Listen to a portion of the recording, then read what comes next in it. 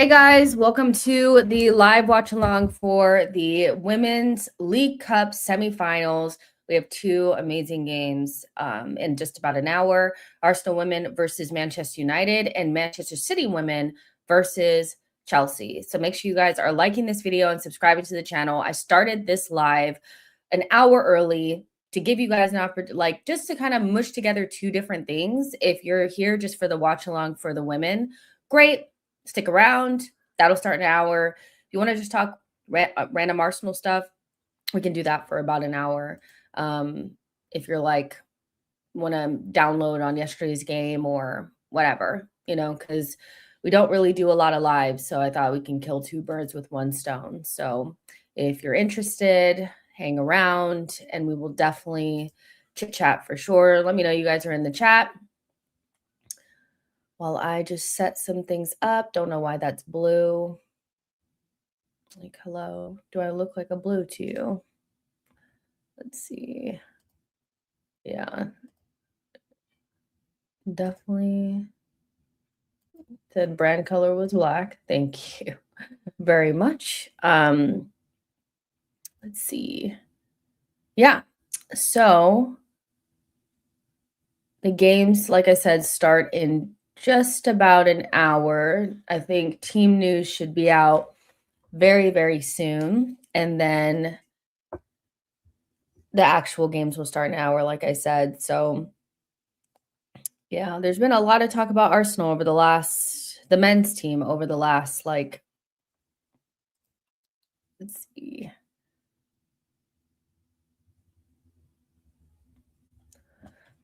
Let's see. Sorry, I got distracted. Let me see if I could check some team news here.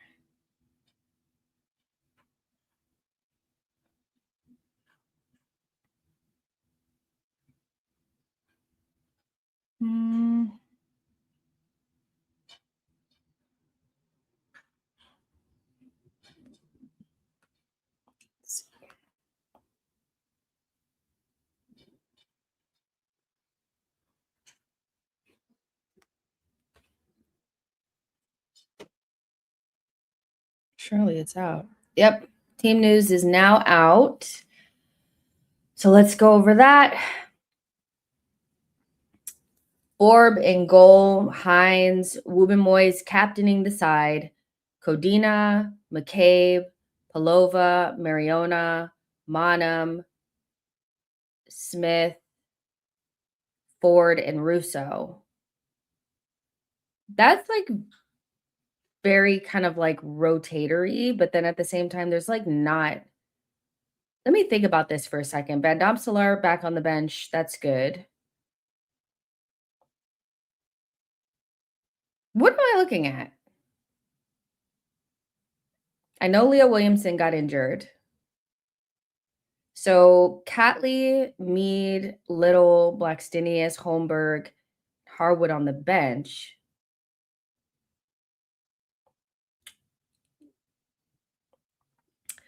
I'm actually kind of confused about the lineup. I don't know what I expected. Not this. But I guess it kind of makes sense. But it is rotated. Anytime that you don't have Little out there, you rotate it a little bit. And maybe it's just the case that maybe Renee doesn't think she can play multiple games a week. And you want to keep her fresh for... Isn't it international break coming up, though? Let me actually check that. Because I'm supposed to be going to a U.S. Women's National Team game. And if that's the case, then that means that Arsenal women they're resting them for Saturday. For the Chelsea game. It's I guess if we were to win, hypothetically, if we were able to beat Chelsea at the weekend, a Man City would have to lose a couple of games. So I don't know. This is a really good opportunity to add a trophy. Maybe Renee just feels like the most important game is the league game, and we can still beat Manchester United with a semi kind of weaker squad. But at the same time, this isn't that much different than what we could actually do. The only difference that we really could do is instead of playing Codina, play Catley, and instead of Little or instead of Palova, put in Little. There's no Cooney Cross, obviously. There's no Leah Williamson, and there's no Foxy. Yeah, we have some injuries, so it kind of is what it is. Just win, just win. That's all I really have to say. Just win, um, because the weekend is a big game. Kind of. Does anybody think we still have an opportunity to win the league? Because I've kind of like cast it aside, and I'm like, we're not going to win the league. Like, obviously, City are going to win it. Taking points off of Chelsea will do well for us, but it doesn't necessarily mean anything. I don't know. I don't know. Just win. Just win. Win, win, win, win. Hey guys, for those of you guys who have joined the stream, really appreciate that. Andrew says, wishing the women a victory today. Burmy says, still basking in the glow from last night's win. Let's go, Arsenal women. You guys know Arsenal, one family, one club. So for all of you guys that follow the men and the women, you guys have been asking for this a while. I'm trying to integrate more women's content in, because a lot of times I just watch the women's games and I just like leave it for me, but you guys have been asking for it. So we're going to try to do these watch alongs, see how they go, and go from there. But we're definitely one club, you know. So for those of you guys who follow both teams, shout out to you. Favorite Arsenal women's player right now? That's a tough one. I feel like I love so many of the players, but I mean, Mariona, I love Mariona. I also love Russo, and I also love Williamson, and I'm a big, big, big fan of Olivia. So I would say those four are like my top four. Also Chloe Kelly, that's the girl, you know, so probably, yeah, but like over like a longer period of time, like older Arsenal women's players, definitely Alex Scott. I think she's been the most like I loved her down. And Kelly Smith as well. So yeah, from a fellow female content creator, keep up the good work, my lovely. Thank you so much. I really appreciate that. I really appreciate. Thank you so much, and shout out to you as well. Shamaria says big up to you as well. Big up to for the women's stream. They play again this weekend. Yeah, they play Chelsea. I guess technically you have to think in January that you're still in the title race, because obviously the season is long. So I get that. So I think Renee has, to the best of her ability, prioritized the weekend's game. And Manchester United, to be fair, like the last time that we played them, I didn't think that they looked very good, and I think that we could have done a lot better in that game. You know, so maybe Renee feels like they're not the least strong of the two opponents we're going to play the rest of this week. So you can rotate against this one and then play a stronger one against Chelsea. After the run last year, I'm looking at the Women's Champions League and any trophy as possible. The league might be over. Yeah, I mean, it's going to be difficult to take City down from here. I think not beating them earlier on in this season hurt us in that game where it was like the most insane game. I think we lost like 4-3 or something like that. That was pretty damaging. You take points away from them there, then maybe you have a little bit of a chance. We've drawn way too many games. I saw a clip the other day of two women talking about it, and they were saying that it's not that Arsenal are losing a lot of games, is that they're drawing quite a few. And I'm like, I think that's the issue, is when you're not losing, you kind of psych yourself into thinking like you're doing well, but ultimately you're still dropping quite a few points. You drop 2 points every single time that you draw. And that's the problem that Arsenal women have now. Personally, I thought when we didn't beat Chelsea at home that it was over from there. City have too big of a gap at the top. So I'm mostly just looking towards like the League Cup and the FA Cup and the Champions League as an opportunity to win something. But I think at this point, psychologically, for Arsenal, they have to think that they're still in the title race. And the reason for that is if you still try to think you're in the title race and you still reach for that, you could finish second, which allows us not to have to be in the playoff spot, that third spot. I don't like to be in that third spot. We need to be, if we're not in the second, if in the first spot, we need to be in that second spot. So I kind of understand still prioritizing the league from that perspective. Elijah says the scheduling is absolutely a disgrace. How can both games kick off at the same time? So when I first looked at this as like an opportunity to do a watch along, I thought, it would be so cool to be able to do like a 4 or 5 hour stream and just like chill and watch both games. But both games are on at the same time. How am I meant to really like enjoy? Most women's fans are fans, they can be fans of a team, but they tend to watch other teams as well. Um, and so it is unfortunate that both of these games kick off at the exact same time. Um, it's really just it's not as poor planning. Also, during this stream, I'm gonna keep a eye on Liverpool versus Marseille. They kick off an hour after these games kick off, and so this stream may go on a little bit longer to see. We're gonna do a little hate watch.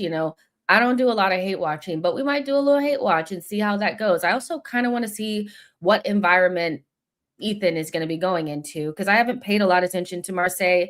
So at a certain point, I'll probably switch, like I'll probably put the game on as well over here. And so Liverpool and Marseille will be going on in the background as well. Zachary said, I heard Leah's dad is a Tottenham fan. Based on her love for the club, she's a top 5 on my list.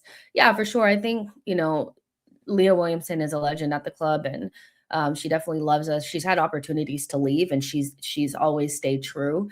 My only thing with Leah right now is I'm concerned about the injuries. Without her, we're just not the same.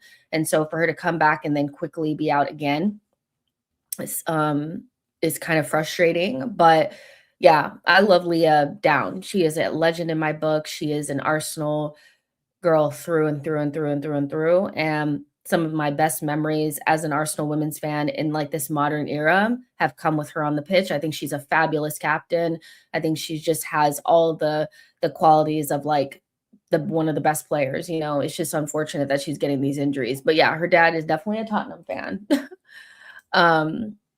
Ian White says, not Arsenal related. I'm watching the Gala versus Atletico Madrid game. And if Galatasaray play like this against City in their final game, they might give City a real game. Could City be knocked out of the Champions League?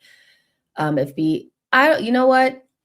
Potentially, I think what I'm actually looking at a little bit like, okay, so Galatasaray is a difficult game. It's going to be a difficult game for them if they're not on their P's and Q's, right?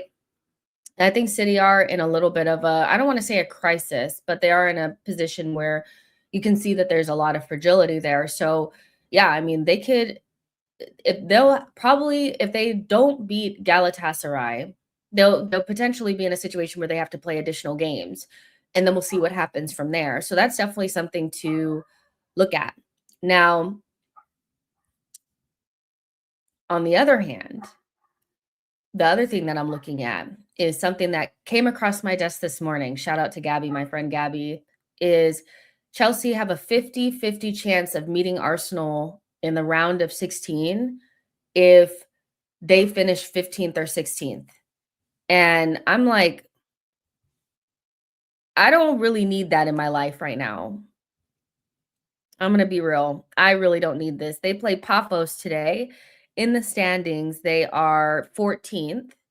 They need to win. They need to win, get up a little bit further, because I'm not trying to do all that. Like, I'm not trying to do early, knockout rounds against an English opposition.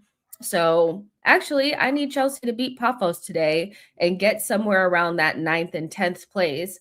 They'll have to play additional games, which is great, but they're not going to be in that position where they potentially will reach us. I don't like that. But yeah, I think, didn't it feel so good yesterday not to have to like worry about anything really because we had done the work? That's kind of what I wanted in the Carabao Cup.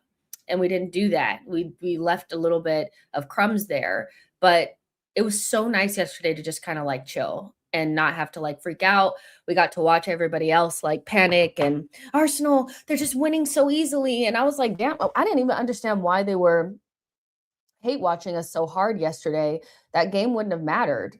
Even if we had lost that game, it wouldn't have been that big of a deal.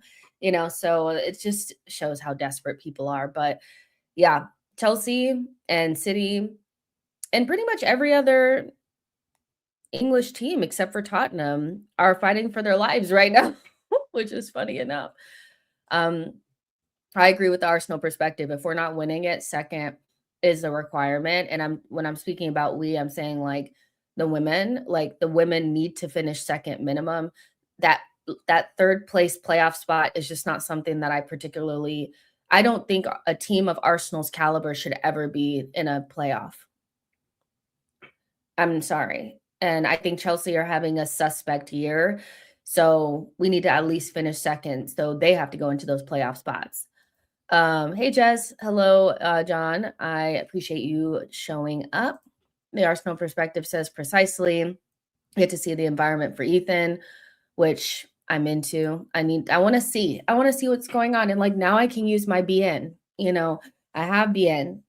I get to use my BN, so I don't have a problem with Ethan going out on loan. I do understand why people are frustrated or concerned. So there's that. But I do think all in all, like this is probably one of the most interesting loans that we've sent a player on in a while. And all of the players that we've pretty much sent to Marseille have ended up doing well. Nuno Tavares, everybody thought he was good when he was at Marseille, so, and obviously Saliba was there. So I don't think it's a bad loan. I actually think it's an interesting loan. Let's see how it pans out. I hope he gets playing time. I hope it works out for him. He'll be playing with good players in Champions League. So I'm into it. I do want to watch them. And I think, they may be the type of team that can give Liverpool a difficult time. So let's see. Chelsea over 2 legs. We can do it. We've been so impressive in UCL.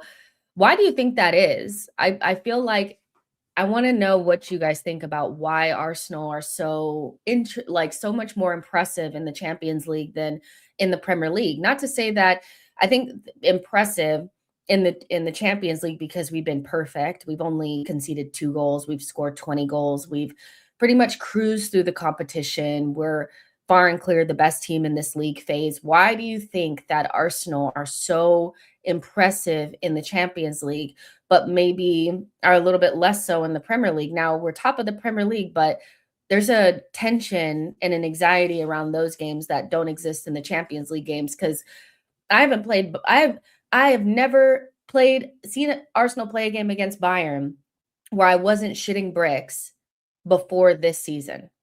This season, when we were playing them, I was like, let's do this. Like, I wasn't nervous, like, at all. And I just wonder why that is. Let's hope that we can get the job done in the second leg of the Carabao. And there are too many hate watchers. I mean, they basically just spend their whole life hate watching us. It's insane. Like, that's not a game that I would choose. Like, if my rival was playing a game that was like, I don't want to say it was a dead rubber, but essentially it was a game that it was inconsequential. If we draw that game, it's the same pretty much that like we had set ourselves up really well. I probably wouldn't have spent 2 hours of my life watching Arsenal versus Inter unless I'm just a few football purist and I just wanted to see 2 bigger teams play against each other. But they were watching for hate and like the whole hate watch, like, like compilation was full of like Man United and Liverpool fans. I was like, don't you guys have better things to do? Like it's crazy. I believe we're learning from our mistakes. These draws are painful but helpful to get to the next step. Arsenal is gaining a new philosophy in attack. Once injured, are back. We'll make it through smooth. This could apply to either one of the teams. This could apply to Arsenal women or Arsenal men. Is this about Arsenal women? I feel like this is Arsenal women. The draws from Arsenal women.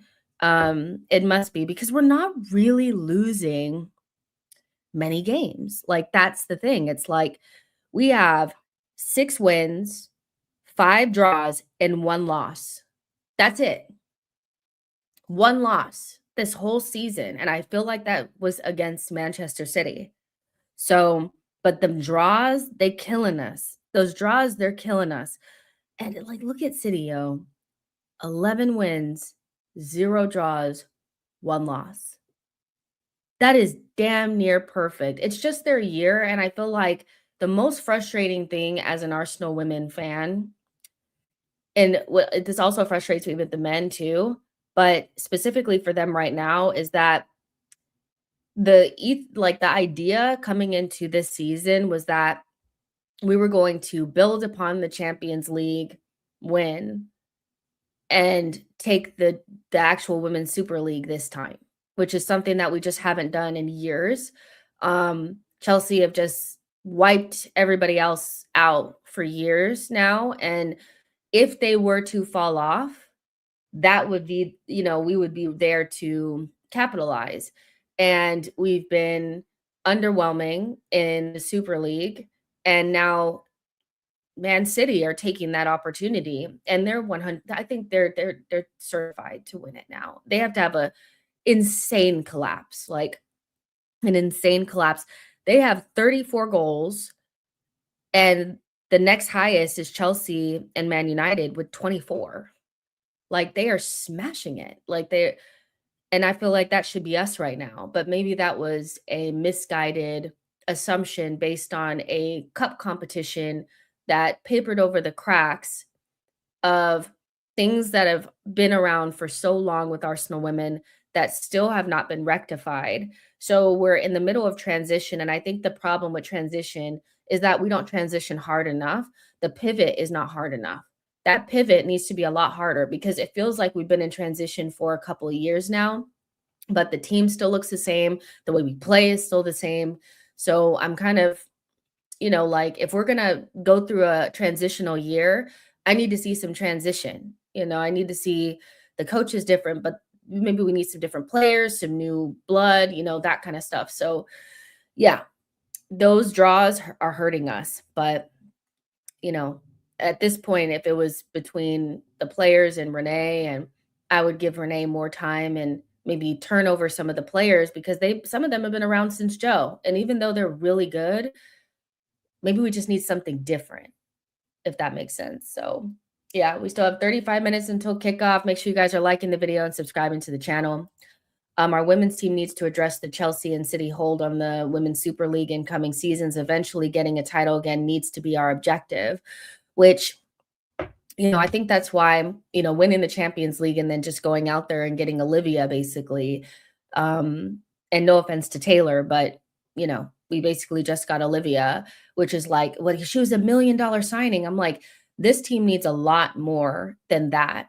I think one thing that Arsenal women really struggle with is a lack of dynamism in the final third. We don't have any speed. We don't have any of that like raw kind of like pace and power that just absolutely scares the life out of defenders. Chelsea and City have that in spades. We don't have any of that.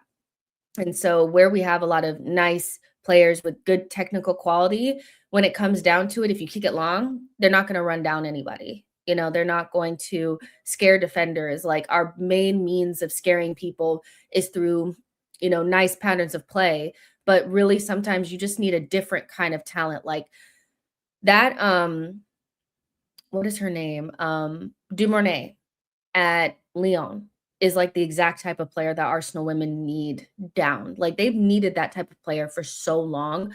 Demornay, Diani, Demornay, Chawinga, that whole group of attackers for Lyon are the type of attackers that scare the living daylights out of teams and also make something out of nothing. Our players don't really make things out of nothing. It's really a lot of like patterns of play and build up and needing perfect conditions for things to go our way. And that's why Mariona has been so good for us, is because she's one of our only players that has that magic touch, So without that, I don't think we'll ever be able to beat them. And I don't know why they're taking so long to, turn the team over, start doing something different. I'm not saying you got to get rid of all of them, but they've been around long enough for us to know what they can give us, if that makes sense. Why do we do so better in UCL? We are playing teams that don't employ a block as much. That's a really good point. Teams don't sit in a mid-low block, so the games are more open, more attacking. When games are open like that, Arsenal cook. Also, the EPL, there's 22 years of PTSD that builds the tension amongst us. There isn't that same pressure in UCL. We drew 0-0 against Spurs and United, and we were much better in both. Yeah, I mean, again, those draws, what are they? Like, what are those draws? Like, I just against Spurs, not a very good side, United who have kind of dipped a little bit since their early kind of like flurry at the beginning of the season. I don't know. And the thing about Arsenal women that also kind of concerns me too is not only now, because when Man City win this league, they're going to try to capitalize on that and make sure Chelsea can never get back in. And what Chelsea are going to do is they're going to respond with, well, we don't ever want them to win again. Arsenal probably won't respond in the way that they need to. But then you also have teams like Man United who are putting money into their teams. Um, and then you also have London City Lionesses, who is owned by Michelle Kang. If you know anything about Michelle Kang, is she don't do anything small. She doesn't do anything small. She's the owner of Olympique Lyonnais. She has a team in the NWSL as well that does really well. She has resources, she has board seats, she has a bunch of shit. And so London City Lionesses is not some like little project that's just gonna like take 12, 15 years to get going. That team is gonna be right there very quickly. So then you start to have a situation where if Arsenal don't establish themselves and start pushing and start responding to their drop, they are going to get lost. Because the only reason why we haven't dropped any further is because there hasn't been any other team to really challenge us outside of City. Now you have United, now you have London City Lionesses. You need to respond at some stage. And I'm just like, the winning the UCL was a really good opportunity to just say, we're going to fully back Renee. We're going to bring in top quality talent. And we did with Olivia. I'm not saying Olivia is not top quality talent, but we needed more. We needed more. And I don't think we did enough, so they need to hurry up. They need to hurry up, and I think, Renee, if you want to back her, that's cool. Like do that, but do that with money and talent and quickly. 10 years of Renee Sleggers. That's the thing. Next year will be transition again. We needed top center back and top center mid, or 10, depends on Mariona's role, and one more world-class forward. When I tell you that we have needed a world-class, and when I say we needed a world-class, I'm not just good, not okay, a world-class center back since Rafa left. When Rafa left, my heart left my body. I was like, we had the perfect center back pairing. Leah Williamson plus Rafa was like the perfect center back pairing that you could put together. And they were excellent that season. We lost Rafa and we just didn't do anything about it. We brought in Ilstat. Ilstat's just not on the level, no offense to her. And then from there, we're like, well, what about Catley?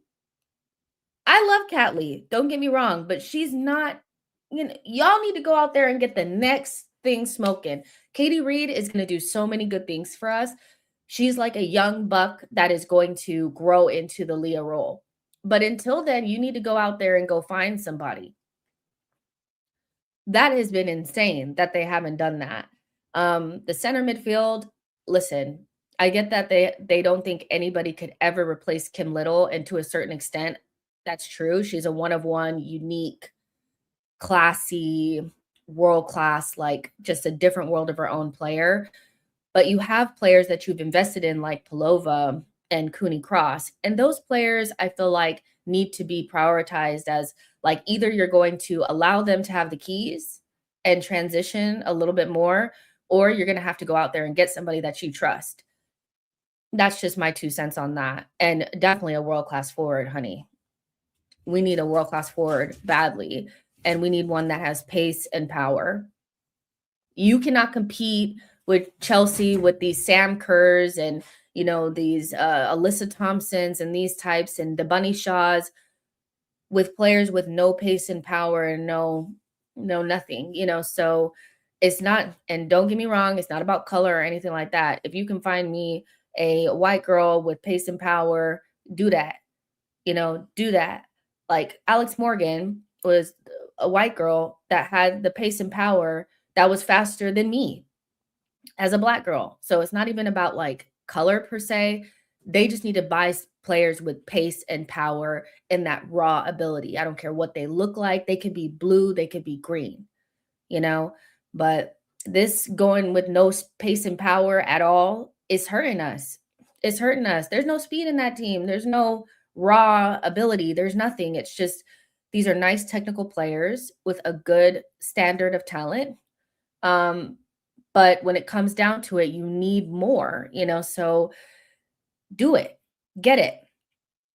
I forgot we are in the semis, to be honest. I really want the FA Cup this year. I still think Chelsea can still win the league if they beat City in the league. And then, yes, I think there's a way to win it. Let's see.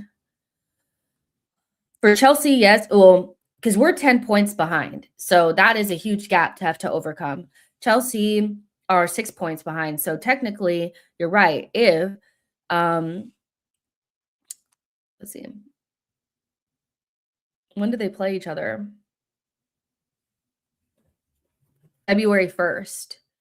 So February 1st, Man City will host Chelsea and then they play us. So essentially, after this game, Man City have a 3-game period where they need to lock in if they want to win this league because they're going to play London City Lionesses away. I'm sorry, that's not an easy game anymore.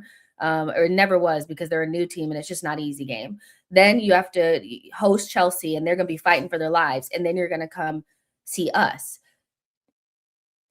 At least maybe we could just at least damage them a little bit, but yeah, Chelsea definitely still have a chance to win the league. I think we're out of it, but that's just me.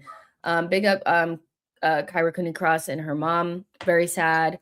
But it's nice to see that the club are like really supporting her.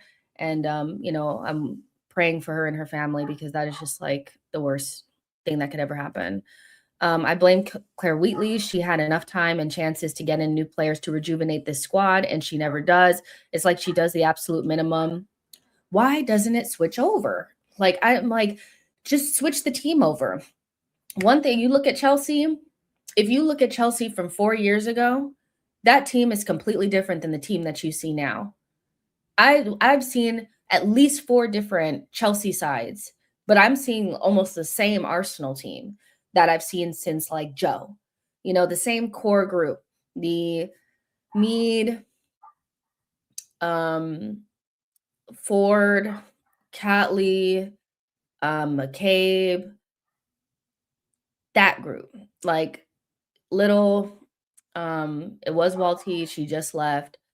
We've been kind of looking at the same group for a minute now, and the core group that plays almost every single game. And I think that's a part of the issue. I don't know if I'm not saying that they're not motivated, but I think at a certain stage, you just have to kind of like move forward. And I think some of the younger players are really talented and just need the keys. They just need a moment to like really dig their feet in and like learn their position and in a consistent way. And we haven't done that with Cooney Cross. Palova's been injured, but Palova as well. Do you believe in them or no? Because they're not getting the playing time. Olivia should be starting, in my opinion, every single game. Olivia should be starting every single game. Olivia Smith should be starting every single game. Every game. Your $1 million signing should be starting every single game. I'm sorry. So do what you need to do with that. But yeah, Claire has definitely got blood on her hands. 2023 window outside of Russo was a joke. We can still win this cup. We definitely should win this cup. I want to win something. I'm not going empty-handed. So I don't care who do we have to pay? Who do we have to do? Just win. Just win. Beat Man United today, and then whoever wins their game, beat them. Do that. We must. Let's see. What's your ideal score line in the City-Chelsea game? I mean, if I had to choose who I want to play in the final, I would prefer that's such a tough one. But we've beaten Chelsea in a final, not too long ago under Jonas. City are the strongest team, but Chelsea probably we have the biggest mental hurdle against. So I'm probably going to prefer to play City because I actually think losing to City as well would not hurt me as much. If we go into a final against Chelsea and we lose to them, I'm going to be enraged, So Yeah, I think I'd rather play City, understanding that they're the strongest team, but the mental, like, like, chokehold that that Chelsea team has on us, I don't like that. But what do you guys think? Do you think it'd be easier to play City in a final right now or Chelsea women? Like, I don't know. Um, yeah, we beat them back-to-back Conti Cup final. That's true. Maybe Chelsea. You're right. We did beat them under Jonas, and we beat them before too. I don't know. I really don't wanna play either one of them. What do you guys think? Who would you rather play? We started to decline in the league since 22-23 season. And in 21-22, we competed to the final day. Since then, we started slipping further. I'm telling you right now, like, the Jonas era took us back. That 2 years that we had under him took us back so badly because we were trying to move away from Joe because Joe couldn't compete. Like, he couldn't get us over the line. But Jonas took us even further. I don't know what he was doing, but that life under under Jonas was so bad. The day that we went out of the Champions League, like, qualification, first of all, having to be in that in general was bad enough for me.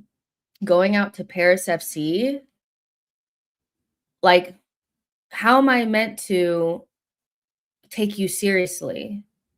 Oh, but they were coming back from, the World Cup and, we didn't have time to I don't give a damn. I don't care.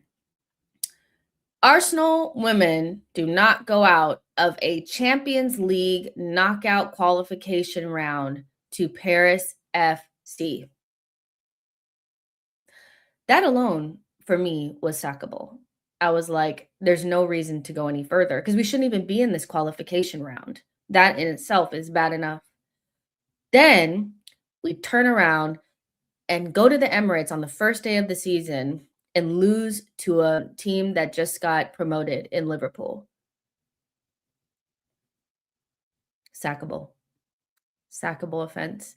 The Jonas era took us back so bad because Joe was already bad enough as it was. It was like, okay, Joe, you have taken us as far as you can. You cannot beat the juggernaut of Chelsea. Cool. We know how far you are. We're going to bring in this next person.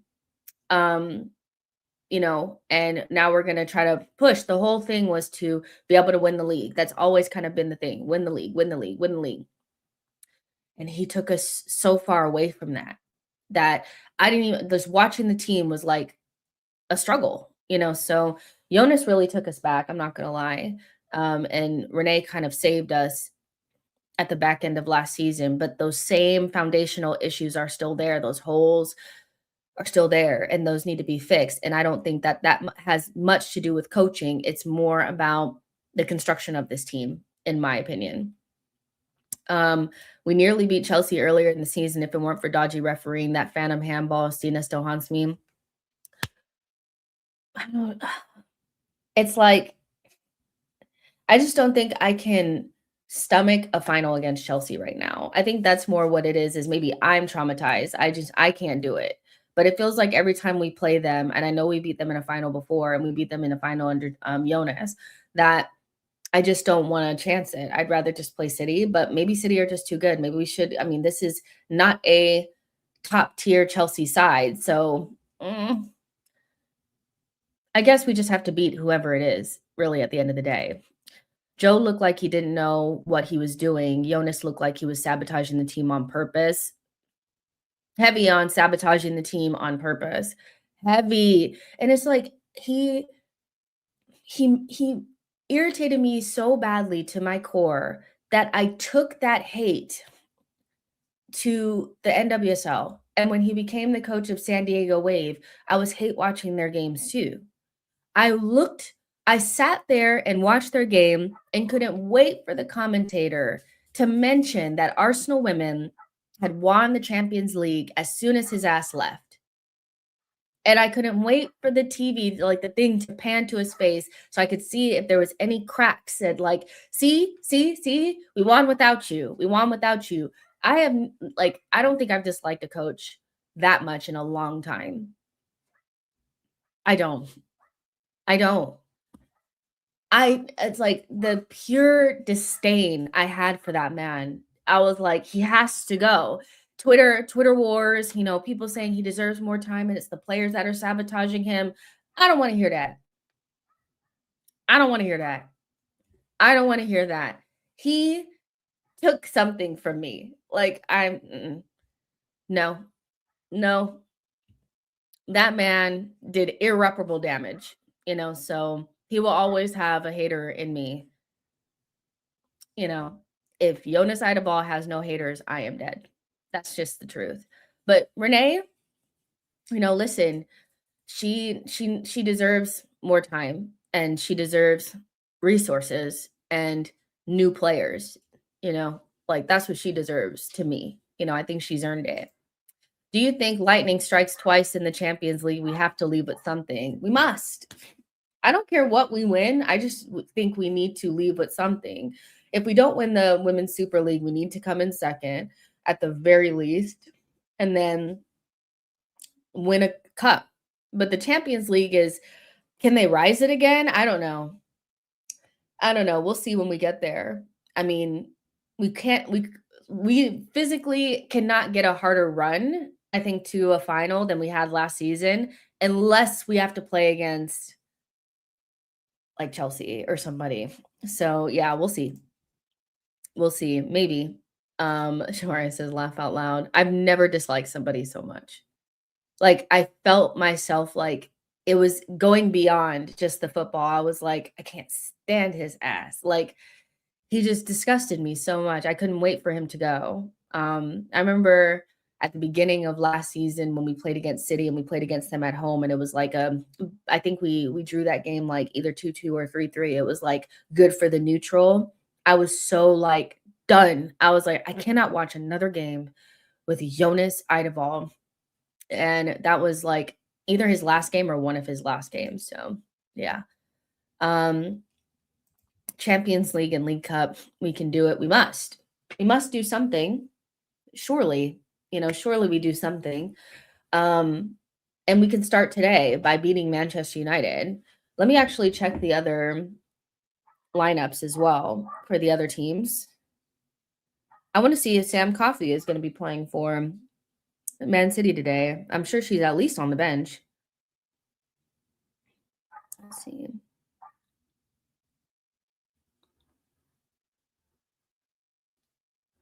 Let's check.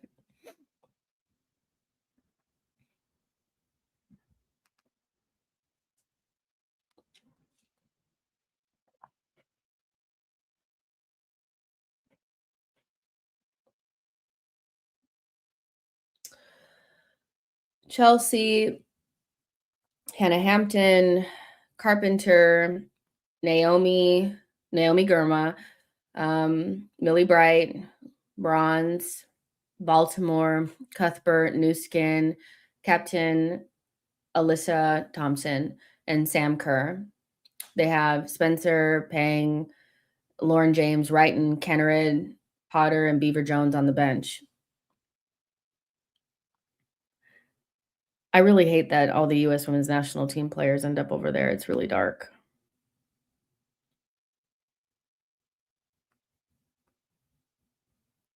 Let's see, Manchester City women.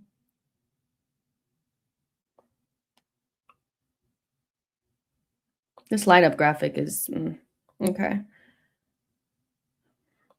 Yeah, Machida, Jade Rose, Knack, Alex Greenwood, Kasparai, Blind Killed Brown, Hasegawa, Lauren Hemp, Grace Clinton, Midama, and Bunny Shaw.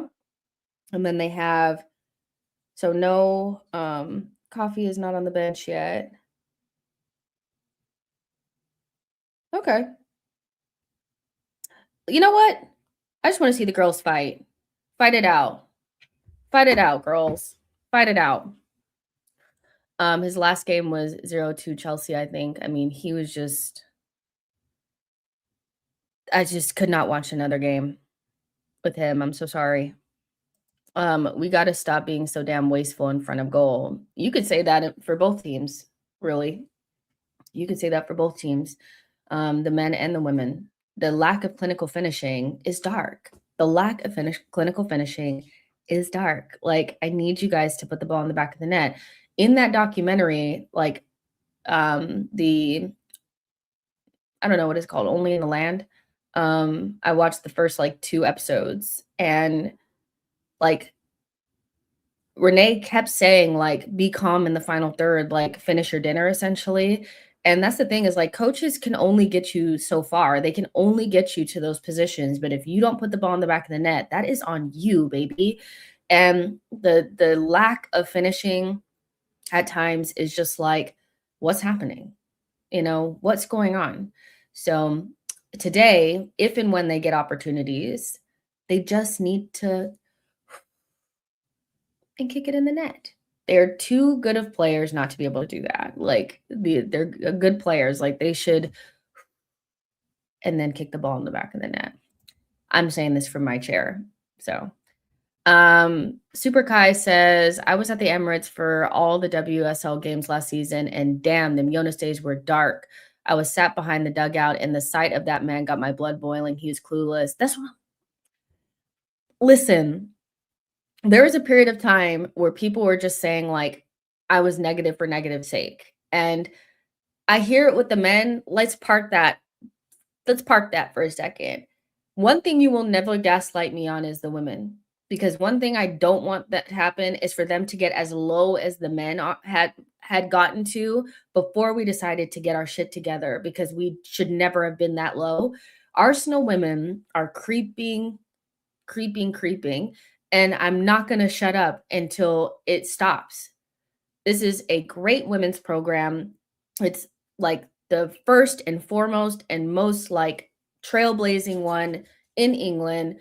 We cannot let our great team go down. Like, we cannot let it go down in flames. It's so hard to rebuild when, you know, the women's game is getting so much bigger and the money going into the game is so much more, that if we continue to let ourselves go down, we'll find ourselves at the bottom of the pile, like trying to fight our way back up instead of just getting our shit together now.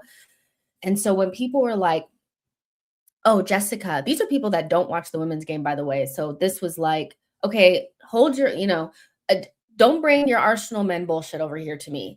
Talking about this is how I imagine them saying, "Well, Jessica, the women's super league is getting so much better and there's so much more talent. So, it's just it's not a foregone conclusion that we'll be able to beat Liverpool. It's not a foregone conclusion that we'll be able to beat a team that just got into the Women's Super League at home at the Emirates? Like, why are we lowering the standards? It was a disgrace that we lost to Liverpool on the first day of the season that season, especially after we went out of the Champions League just a couple of days before against Paris FC. But you guys want to bring your "it's okay, the league is difficult" bullshit to my doorstep. Yes, the league is getting more difficult, but Arsenal women's team is also deeper than it's ever been before. Jonas had been backed more than any other manager I've ever seen at Arsenal women. At one point, he had like a whole second team on the bench full of a bunch of good international players. So, yes, I do expect to beat Liverpool at home when they've just been promoted. Absolutely. I expect to beat everybody, quite frankly, except for like maybe Chelsea at that time. Sue me. And then when it all fell apart, then they were all silent. Do not gaslight me about Jonas. One thing you could never do is tell me that he knew what the fuck he was doing, because he didn't.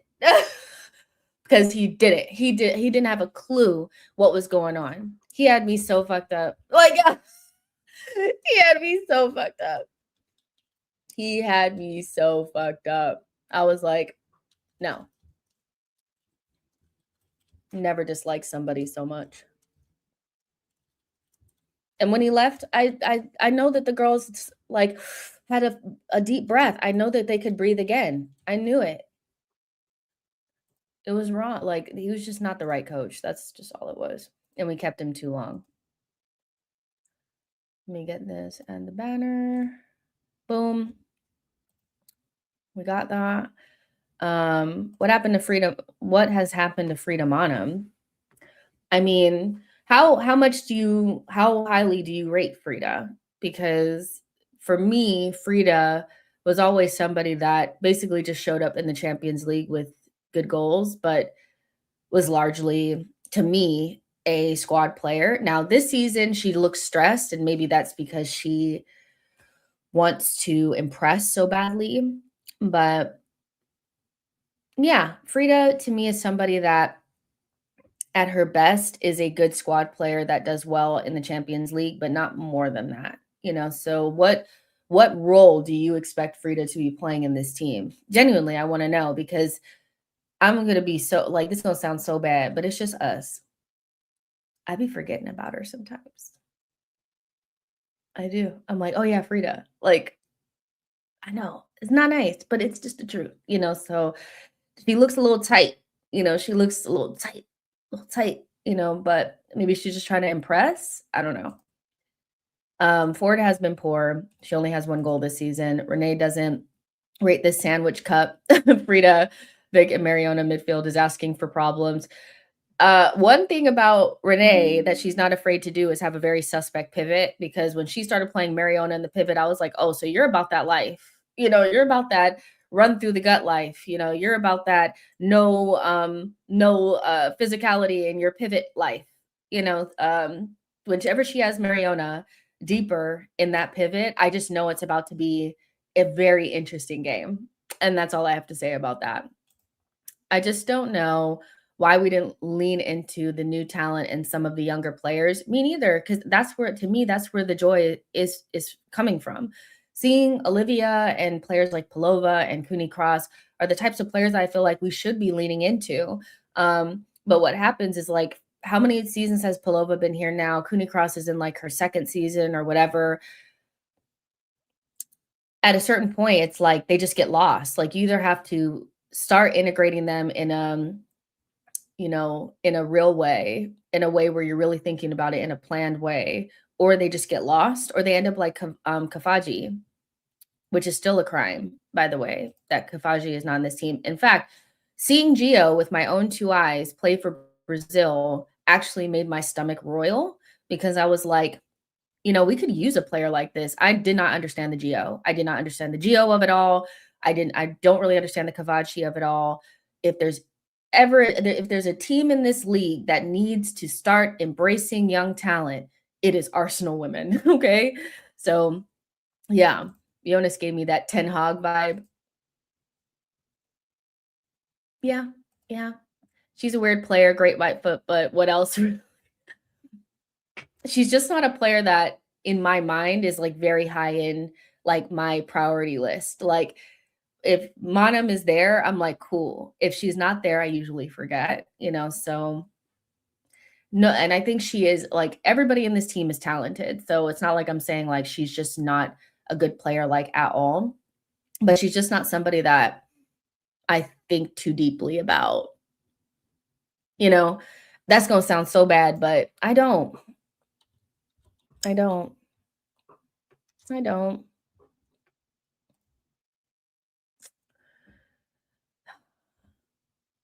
All right, they're about to walk out. How are we feeling?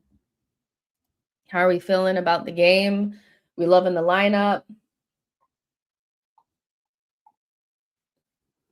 We just played these the other day.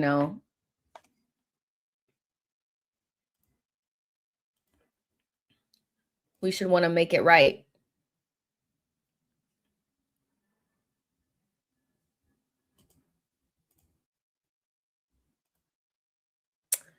Let's make it right, ladies.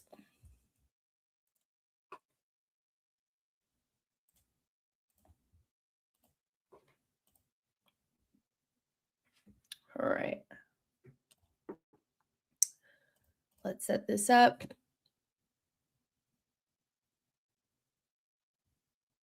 Come on, girlies.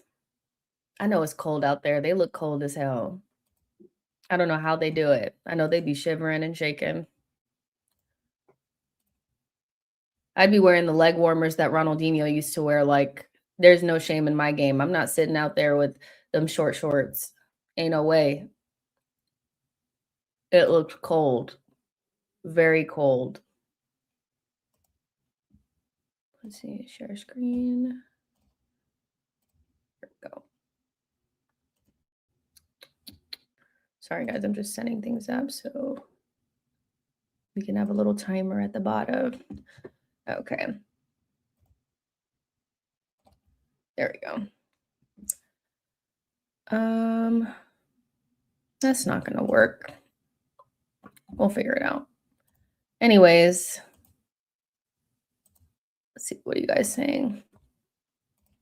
Renee also doesn't seem to like the idea of rotating players as much as she could.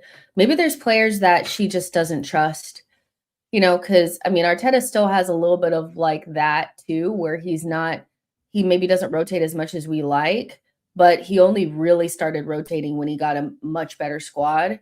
And there could be a case to be made that Renee feels the exact same about some of the players that are in this squad that we do, or at least that I do. Because I know as a new coach, you probably look at a group and you have a group of players that you trust and a group of players that you don't. And so you lean on players that you are like, okay, I trust these. I know what they can do, blah, blah, blah. And maybe there's other players that she just doesn't, you know, and I want to give her the benefit of the doubt there because I don't trust some of them either. Olivia Russo, new winger, should be the front three next season. Listen, at the beginning of the season, when we ran that Olivia, Russo, Chloe Kelly for like one game, I was feeling that. We never saw it again. The weather's so ugly here in the UK. It looks so cold. Hold on real quick, guys. I need to turn the screen.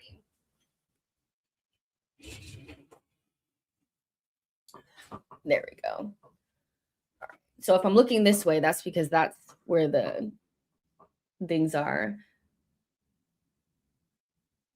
It's so weird knowing that Miedema is going to win this Women's Super League potentially with another club. She's just giggling and all that. And I'm like, I can't help but hate just ever so. There's a little hate in my heart. I'm not going to lie. Ajamang, Kafaji, and Olivia could all be the second attacking line, but we refuse to move on from Ford and Monum. Listen, I was all for this new group of players like being trusted, and Kafaji ended up just out there on loan like freaking Gio did. And Anjamang ended up on loan as well, and then ended up tearing her ACL. And Olivia gets minutes when she doesn't want to rely on Mead and Ford. It's just weird. So here we go. Y'all ready? I wonder if he started a Wujo today to make it up for taking her out that one game. I don't know if you guys were watching, but Man United women were playing, and they had, it might have been against us, wasn't it? That might have been against us. Maybe that was why I was actually paying attention. You guys will remind me. Sorry, I've been watching so much football. I don't even know what's going on anymore. But Awujo came on, and then they got the red. That might have been against us because I think they did get the red card against us. And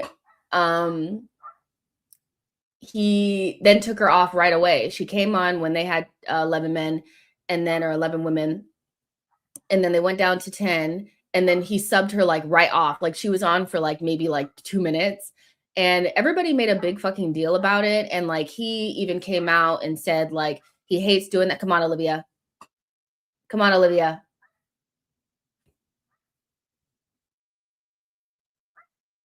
No, you have to score. Good start. Good start.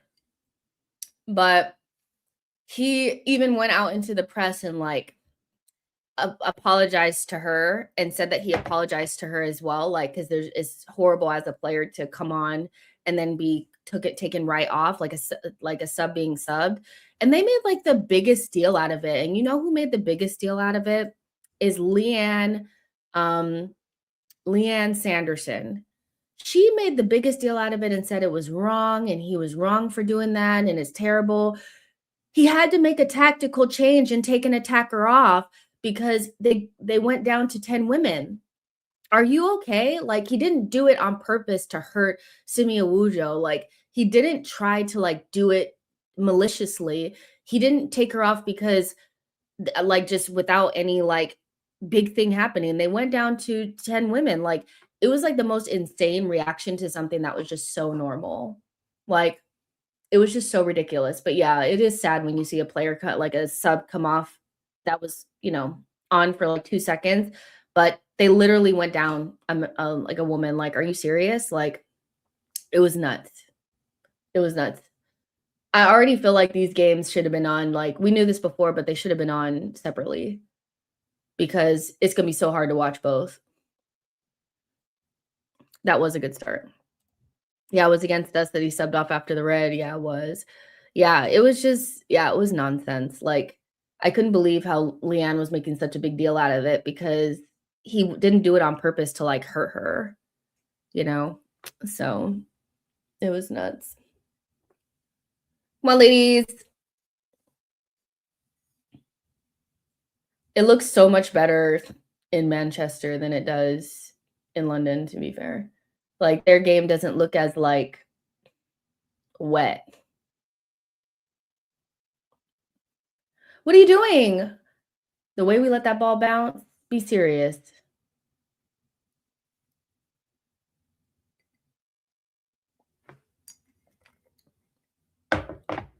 Oh, I'm nervous.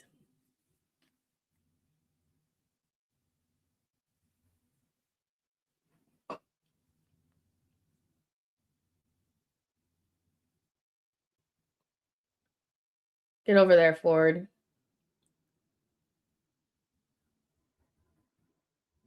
Okay, wipe off the lens, man. It's all wet. I can't see anything. Good touch out of pressure. Lot. Good ball. Ah, nice try.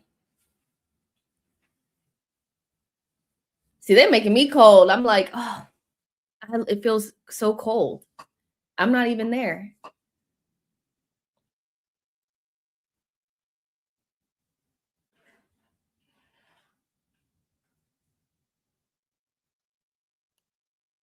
Okay. I would love an early goal.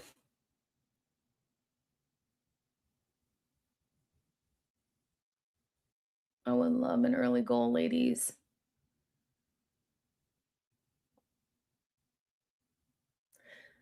Ew, I have to remember to put the chat down. One, so there's no spoilers, and two, so I don't see people making weird comments about the girls.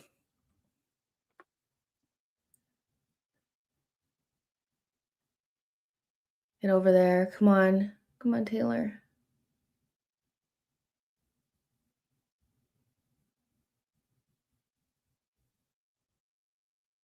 Yeah, wipe off the lens. I want us to steal United's goalkeeper. She is so good. Yeah, she is. She's going to be the US women's national team number 1. Like, she must. After, yeah, we just need a new goalkeeper that we can rely upon, and she's definitely going to be it. She's very good. Are you guys done with Van Domselaar then? Because last season we were loving Van Domselaar. Actually, I was. She's been shaky to this season, though. That's for sure.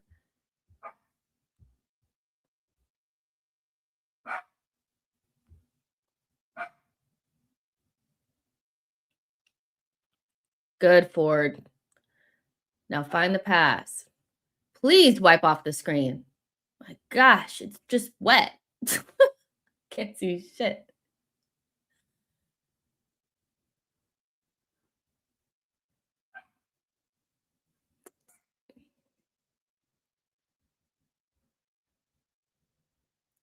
Yeah, Tullis Joyce. She's very, very good.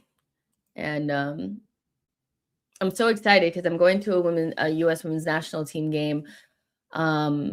in a couple days, and obviously these girls won't be there, but I'm just like loving the idea of her being our goalkeeper, because we need one. Naren was so good for so long, but we just need another solid goalkeeper that plays at a high level, and she's pretty much the only one that we have. So, and she's so good, so I'm so excited. Pressed. Ooh, Chelsea almost scored.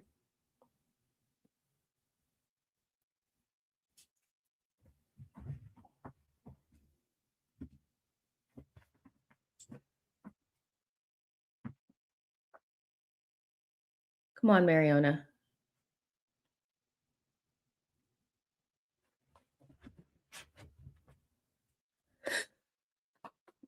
I need to not look at the chat. No way did I just see that comment. I must be a little bit behind because I haven't seen whatever happened. So, come on, Olivia. Oh, the Frida like the Frida tech. Like these are just too funny. Frida, what was that? Frida, man. Frida cheeks. This is what I'm saying. I don't rate her. So like you're all right, you know. Yeah, and I'm with, bring Kafaji back. Bring Kafaji back because Frida, yeah, Frida's Fridaing already. Boys, calm down. Hey, I'm doing a watch along. Shush.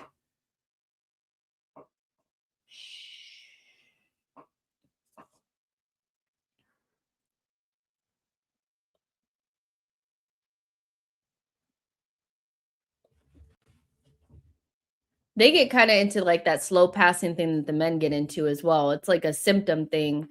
It's like a disease at this club, like that slow passing. We got to start passing that ball faster. We did a proper number 10. Frida is far from. I don't know why the Frida is killing me. Because I thought I was like the only one that felt that way about Frida Bottom, but I'm like, she's just there. Ford needs to go, and enough is enough. Frida's only good at scoring bangers. Otherwise, we're playing with 10 players. She, like I said, she comes up with like, she does good things in like the Champions League, like these random, like you said, like these random bangers every once in a while. But like real talk, most of the time I forget she's there. You know? Come on. Sorry, my dogs are having a really good time. So if you can hear them in the back, they're having fun.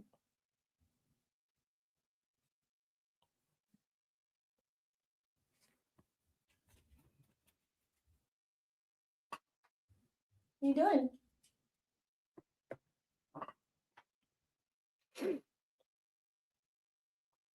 Oh, if you guys were at the watch along yesterday, you guys will remember these. I still have a couple more of these left, and I will be eating them during this stream. Oh, Bunny Shaw's in here. Ooh.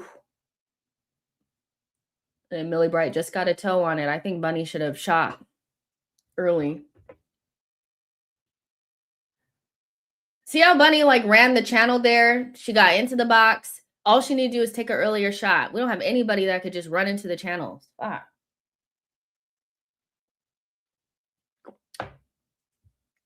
That was a good punch from Tellis Joyce. What's happening?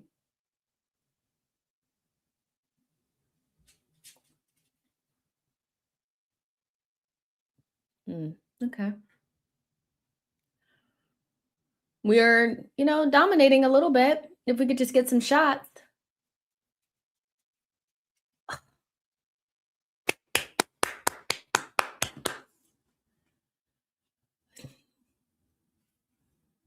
We're trying.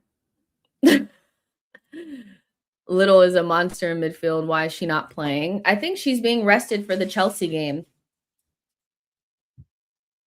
I think she's being rested for the Chelsea game. Palova's just physically.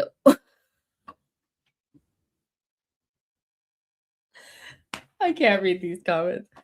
Palova's just physically washed, isn't she? Is that how she used to be your biggest strength before injury?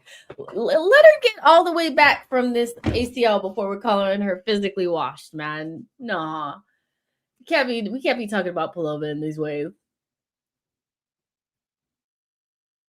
We're getting opportunities, ladies. Come on. But they're like these weird opportunities where they're just like bouncing around in the box and shit. Like, let's get it down on the ground and kick it. Like, come on. Chips Ahoy are very addictive. I mean, when I tell you, okay, so look at this. This is the family size. Mind you, what family? It's just me.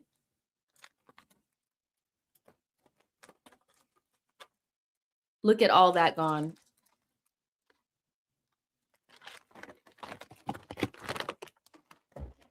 Very addictive. What family? Family size just for me. There's only like 3 left. I completely obliterated these.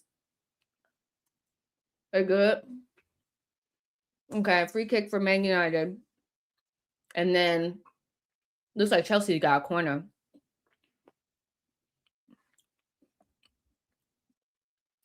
You guys are killing me with the Monum comments. Listen, I've let go of Frida. I've released myself from Frida.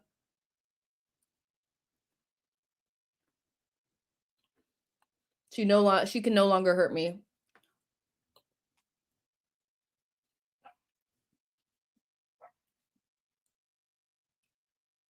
But yeah, I didn't see the comments. I asked, are you guys done with Van Domselaar then? Since you like some of you guys would want Tell Us Joyce at the club. Because last year we were loving Van Domselaar. So what's going on with her? Good, Borb. Good.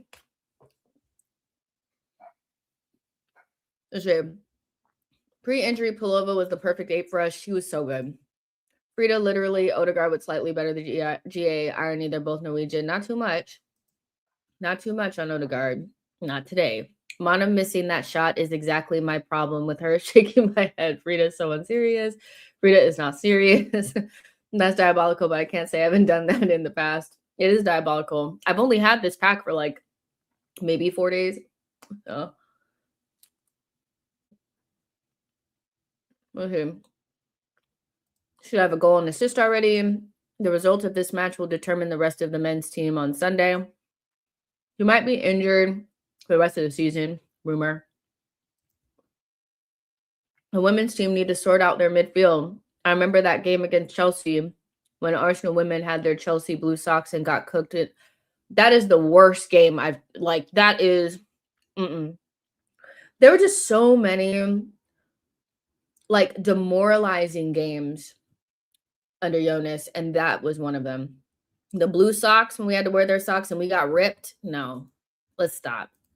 I think Laura Dick is joining us soon. Oh, goalkeeper.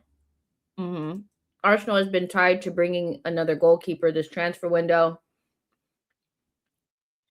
I don't even know who Borb was until I saw her for the first time. But maybe Van Domselaar is going to be injured for a significant amount of time. That's unfortunate. Yes, I don't feel secure with her at all. And she's so incredibly passive. You know what? I think I lost full trust in Van Domselaar was the Lyon game. The Lyon game this season, I said, enough. Enough. Please release me from Van Domselaar. You were very good last season, but I do not trust you. I mean, she was calamity. Can they wipe off the screen? I can't see shit. Do they not realize that screen is fuzzied? I can't see anything. Odegaard still managed to catch strays yesterday despite not touching the pitch. Oh my God, I erased that game out of my memory. I mean, it was like traumatizing. How good is Smila? I think Smila was a really good pickup for us. but we need more. Uh-oh, Chelsea fighting for their lives. Okay. I think she's looked good. I like her wing play. I think the thing about like Foxy is Foxy's kind of like a timber.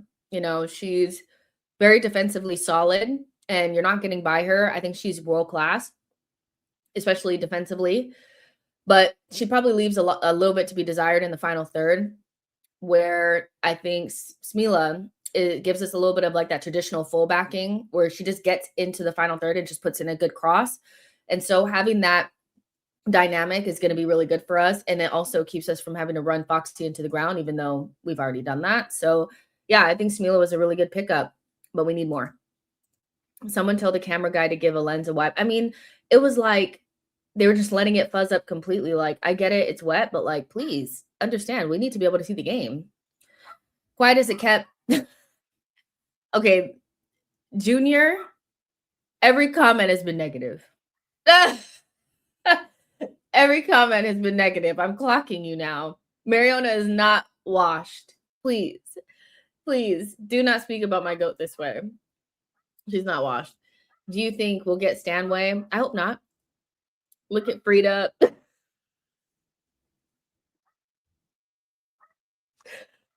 my gosh. I can't do it. I can't do it. I can't do it, y'all. The Frida comments are killing me. Because these are the things that I'd be thinking in my head, like, she's so finished. Ooh. Chelsea almost got done right there.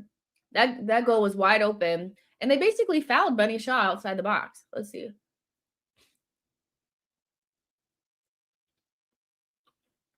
What is their goalkeeper doing?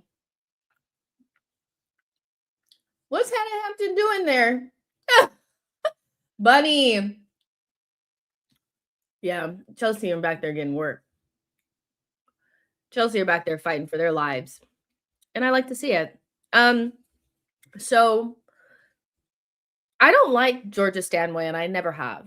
You know, so I didn't like her when she was at Man City. I've always thought that she was a lot of bark and no bite. I don't think she's particularly good at anything specifically. So yeah, no. Go, Livia!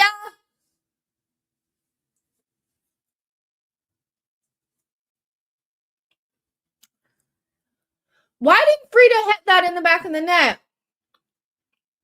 See, this is why I'm saying, like, Olivia should start every single game. There's no reason why she shouldn't. That play alone was better than anything anybody else had done all season. But yeah, I don't think Georgia Stanway solves any of our problems. Not one. What is she gonna do? Foul and get yellows? What is she gonna do for us? Genuinely. It would be a fresh face. She knows the league. But we need, like you guys said, we need a number 10. She's not that. She's not, I don't know. I've always had like a small beef with her, and I've always thought she was overrated. The player that we needed when she was on the market was Kira Walsh. And that was the play. I will never forgive them for not getting her, by the way. I will never forgive them for not getting her. To me, that's the type of player that I would have preferred. Somebody that can pass the ball. But I'm not a Stanway person, so I'm probably not the best person to ask because I've always thought that she was overrated. So.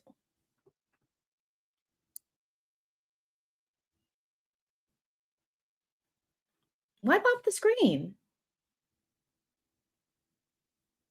I can't see shit.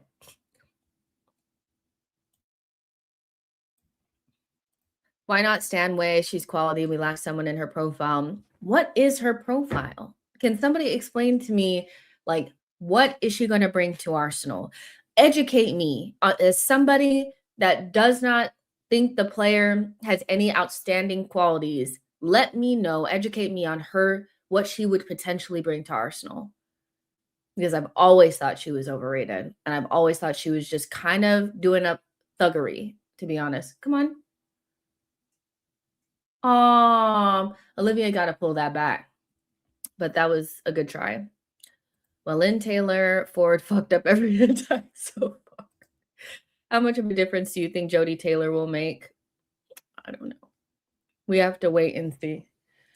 To me, it's we will see when we get there. But uh-oh. Good.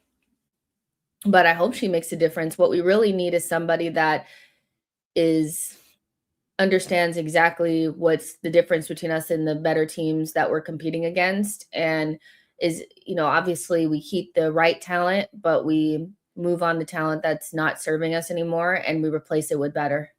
Can she do that for me? And Frida is missing all the chances we get. Is Pina the best in the world right now? I mean, definitely one of the best for sure. Um, I thought Man City almost scored there. I think she's definitely one of the best. My favorite women's player right now is, if you haven't figured that out from this stream, is Dee Mornay. So to me, that's the best player in the world right now. um, that is a player. That is a future Ballon d'Or winner. She's from Haiti, just random, lifting up her nation. Like I love her down. Pina is amazing though. There's so many good players in the world though. Look how Bunny Shaw is Chelsea are just struggling to handle her. Good, Olivia.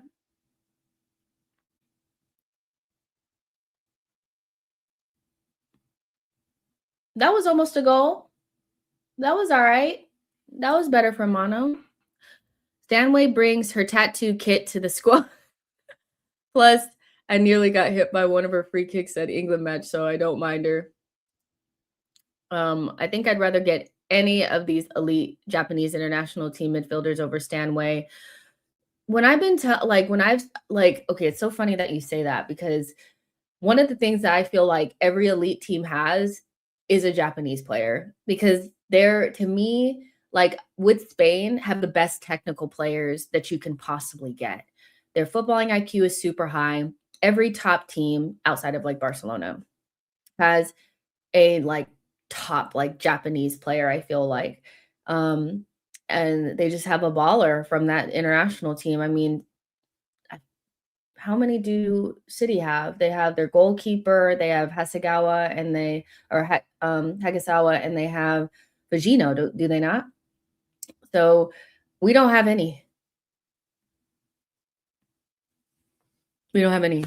So, but tons of Swedish players.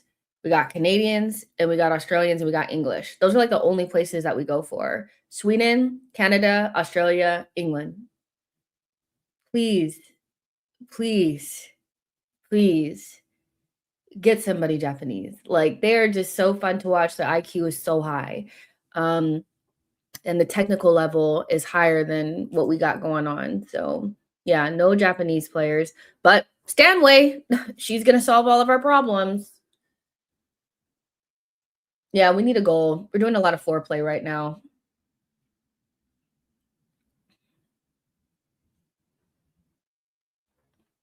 Good. I mean, United they're not serving up anything. Like, we really should just try to get the goal. Like, oh no, what are we doing? Oh, I thought we conceded a pen.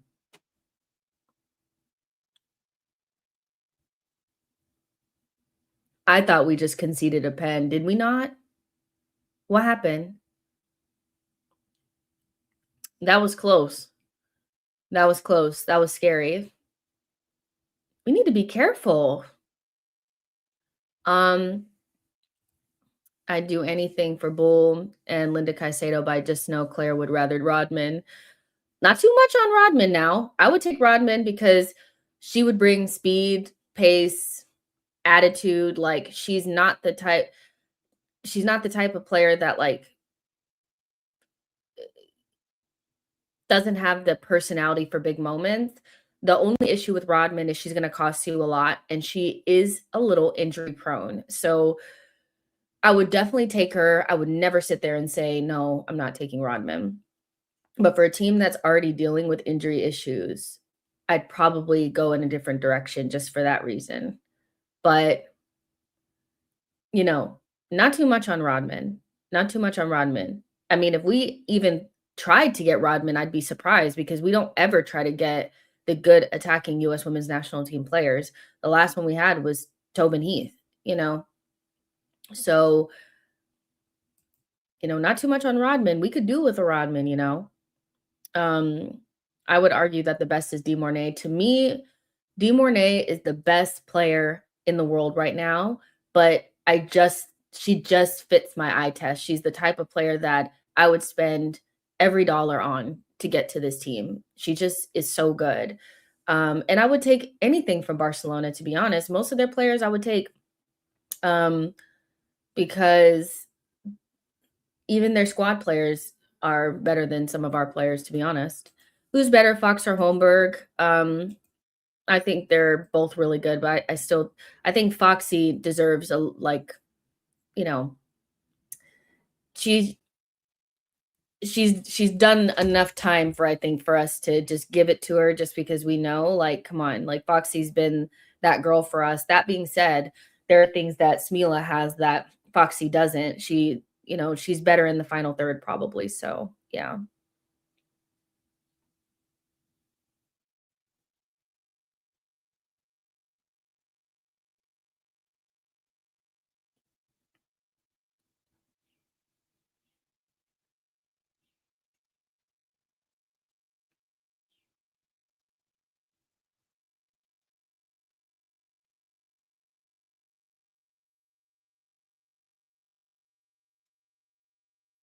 Sorry, I just got a text message. Yeah, Dee Mornay. Also, we could use some melanin into the Arsenal women. I mean, just one. Would it hurt? I don't think so.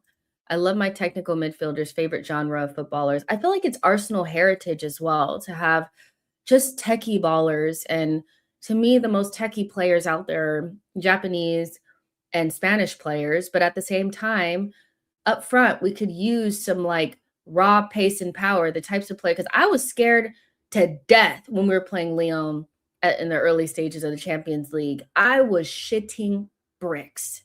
I was like, this Chewinga, Diani, Di Mornay front three is giving us the blues, And I want us to give somebody the blues for once. Not, the tiki taka, slow tiki taka thing that we be trying to do. Not even tiki taka, because tiki taka is fast. The slow buildup that we be trying to do, it's not it. Typical us play well into wait, sorry. Typical us play well, didn't take chances, and now game is open. Yeah, we definitely should have, like, when we had that little dominant time about 10 minutes ago, we should have scored. We're lucky United aren't that good right now, but you could argue that we're not that good right now either, the way that we're playing. Shit. The other game is 0-0 too and a little choppy and shit too. So yeah. My fault. On a brighter note, Kafaji, Anyamong, Smith, Reed, Smila, Leah, great future talent. I agree. Foxy's great, but I think Holberg better suits Arsenal right now. Listen, I mean, I think that's cool. Personally, I think Foxy's probably the best, if not one of the best right backs in the world. Smila has just got here, and I think she should have to at least play more than 2 games to dethrone Foxy, but maybe it's a stylistic thing because I can see the stylistic differences with Smila being more of like a fun attacking attack-minded fullback, and I get that. I respect that too. Shoot. Yeah, we be trying to pass too damn much. Just take a shot. You never know. That's the thing is, like, you make your own luck. If you take more shots on target, it'll like, sometimes just deflects into the back of the net or you get a lucky ricochet and it falls into your path. Like, all this perfect passing that we be trying to do, it yeah, less of that. Oh, that's good, that's good, that's good.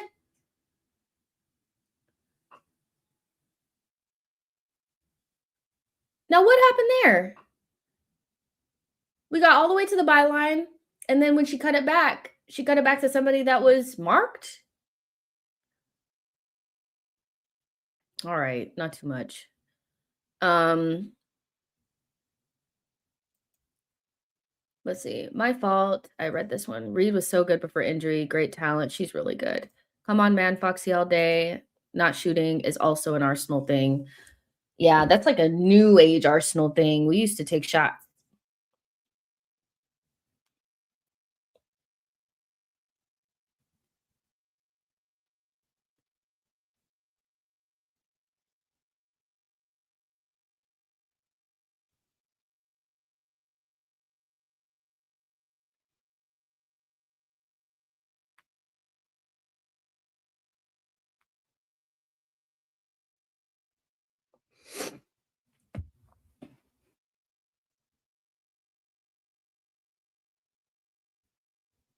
What's happening?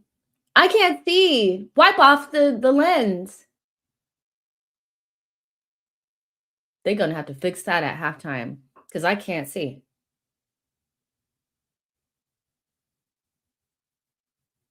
at all.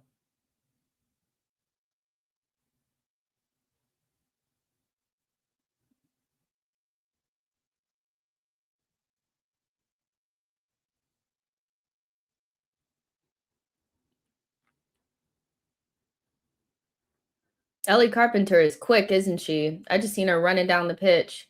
She was like lightning quick. Come on, McCabe, get her. McCabe, get over there.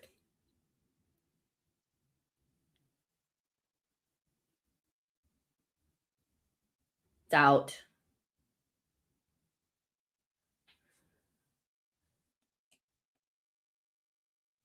Okay. Score a goal. We've gone a little too far now with the sleepy first half bullshit. That one screenshot of us defending Leon's corner was dark. Chloe Kelly looked at me. Like, I have never been so shook during a match than when we were playing Leon because the way that they just knew we were rinsed, like we were washed. They didn't give a damn. They hurt us so badly. Like my pride was hurt after that game. I was like, we really just got whacked. We got whacked. And I want some of that, man. I want some of that. Let's see. Sorry, this is like on 10-second show. Let me put this timer off so you guys can see the scores. It's both games are 0-0. So, yeah. Both games are 0-0. So, I'll put this up here.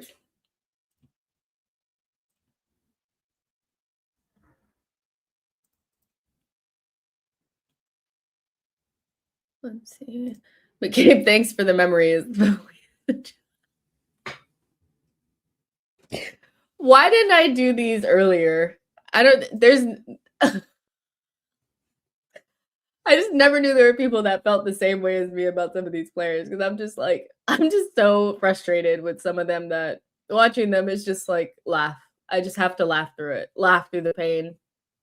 If it was up to me, that whole core group, thank you for your service.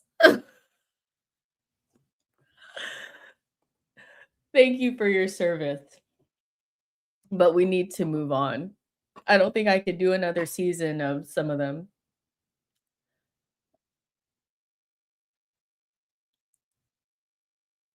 the way Jade Rose is not falling for Alyssa Thompson's kick it and run is feeding me. And the thing is I love Alyssa Thompson. You know, I love Alyssa Thompson down. But one of the things when she played in NWSL, I was like, when you get up against some real defenders, they're not gonna fall for the kick and run. They're not gonna fall for the kick and run. They're just gonna let you kick it. They're gonna run in front of you and then take it. And that's exactly what Jade Rose is doing. Jade Rose has been so good for Man City this season. And seeing the way that she's handling Alyssa Thompson, she's handling like a G. Like every time she kicks it down that sideline, Jade just goes, no. No. You're not gonna do me like that. I love defenders like that. Let's see. I miss Chloe. Same. I do too. I love Chloe and I love her attitude. McCabe has lost pace. Can see her going NWSL. You know what? And Ford should go with you. You know, some of these players, it's not so much that I don't like you or I've never rated you. It's just we need to start again with Russo and Smith and, you know, Palova and Cooney Cross. And really, out of all of them, the only player that I feel like we should be trying to keep potentially is probably Little for her captain, you know, the captain's kind of mentality and her unique skill set that really we only get from her. She is hard to replace. But like Ford and Catley and McCabe and Mead, enough. Enough. You know, we've had a thank you for your service. I love you. Thank you for the Champions League, but it's got to end at some stage. Um, let's see. We got a super chat here from Magnum. Thank you so much. Magnum says it could be a new club bounce with Smila. Hope not. Leah's needed. Miss her at her best, but who will fill in Kim Little's feet in the long run? Cooney Cross. That's the thing is they're two completely different players, and I feel like, you know, Cooney Cross is like one of those. What are we trying to spin around in the box for? Just hit it. Cooney Cross is like they're kind of similar, but they're different. Like I feel like Cooney Cross is her own player, and so to fill her shoes is not going to happen. We have to reconfigure the midfield to be a balanced group of three instead of trying to figure out a way to replace a unique one-of-one player. Essentially, replacing Kim Little for us is going to be like Man City trying to replace KDB type one-of-one player. It's never going to happen. You're just going to have to reconfigure the midfield. I think you anchor your midfield with Cooney Cross, and then you go with a traditional number 10 and another number 8, but that's just what I think they should be doing. Palova can be another type of number 8 that we utilize when we want to do something different, but maybe y'all like Stanway, so maybe it's Stanway. You know, maybe that's what you want to do, but you know, we're never going to be able to replace Kim Little, so it's just about finding a balanced midfield that has the right profiles. And right now, some of the profiles that we have that play in midfield don't really like Monum. We have to do something different. But yeah, Smila looks really, really good. Like that was a good pickup. I'm loving that, you know, so hopefully we get to see her today. Thank you for your super chat. I really appreciate it. Let's see. Unironically, KCC Rutler pivot works really well. Ruler. Yeah, I think we just have to find the right player that go for it. No.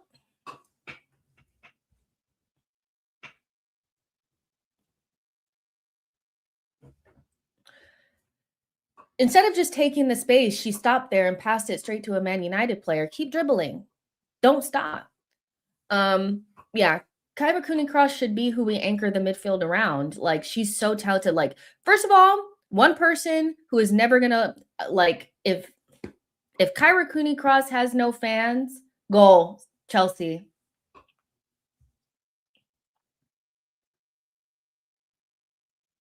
Chelsea, 1-0.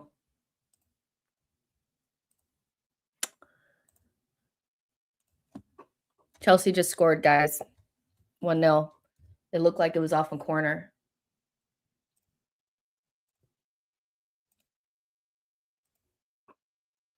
See, ball comes in. They kind of clear it. Lucy Bronze gets to it, hits it back to Sandy Baltimore. Baltimore crosses it in. It deflects a little bit. Header in the back of the net.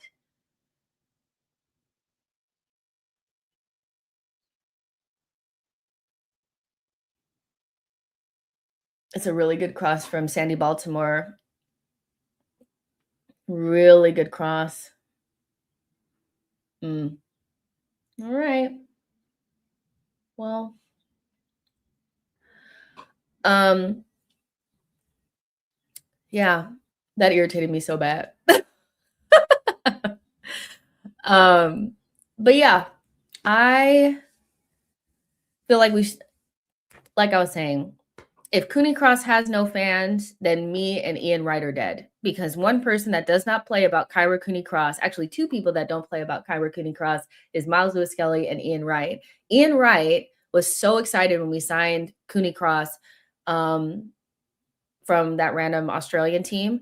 And just the lack of like, I don't want to say care, but like the lack of integration for her has felt very strange. And going through all these games with her not playing felt strange too at the beginning of this season. So I don't know, but I think she needs to be the anchor of this midfield, and we need a 10 and possibly an 8. And you just cannot convince me that the 8 that we need is Georgia Stanway. I want to be proved wrong if we do sign her, but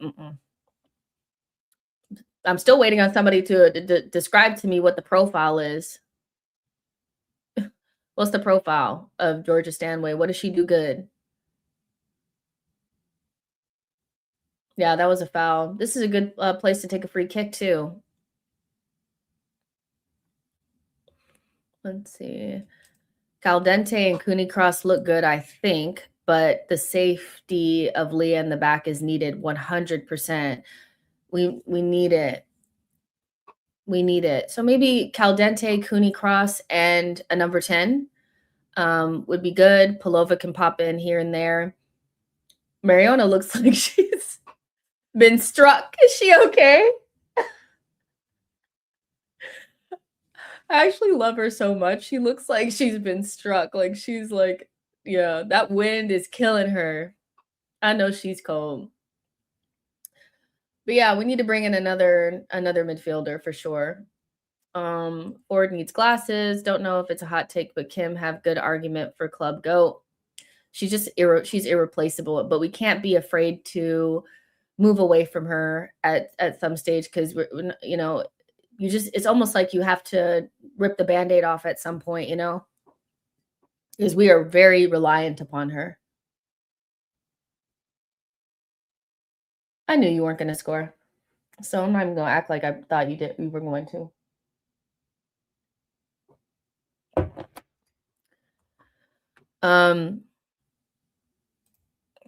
We are watching paint dry with this players these days. I thank them for their service. Nobody likes Chelsea. We all like Cooney Cross.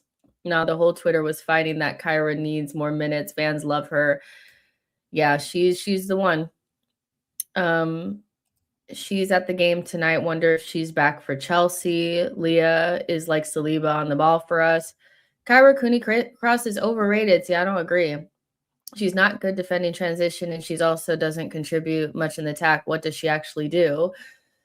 I mean, it's something that we don't utilize, which is her press resistance and her ability she has almost like a low center of gravity, and she's one of those types of players that you can pass it to her in crowd scenes and she can kind of maneuver around. Like she is a unique talent, and no, she's not somebody that she's a DM. She's not really going to contribute in attack, but ultimately, in my opinion, we haven't seen enough of her to even think that she's overrated. We haven't seen enough. She's not really getting enough playing time. And, respectfully, I disagree. I just feel like we have a player of immense quality, and we are so heavily reliant on Kim Little that we're afraid to give her the keys. That's just me, though. KCC is like a regista. Mariona should take free kicks, please. KCC is a baby Rice. Russo, what the fuck is that? You know who's actually a baby Rice? And it's unfortunate that, oh, fuck.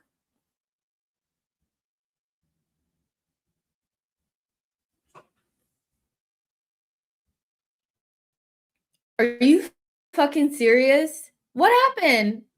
I looked down for 2 seconds and they fucking scored.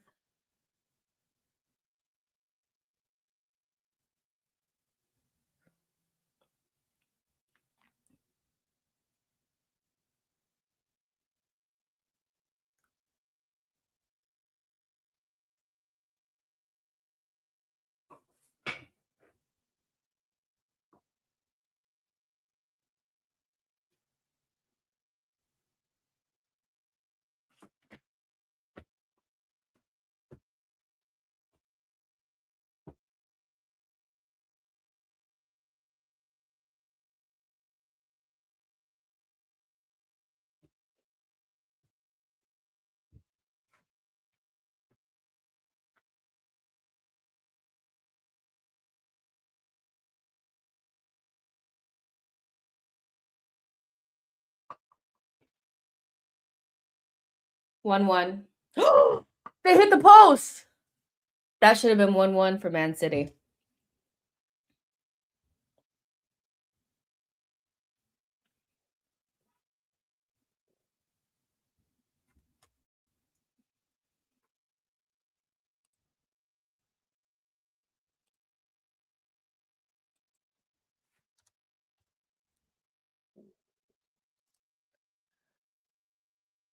One day I will be free of goalkeepers that just fuck the game up for us all the time.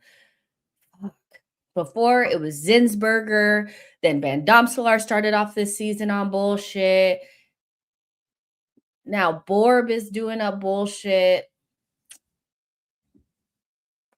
What the fuck is going on with McCabe?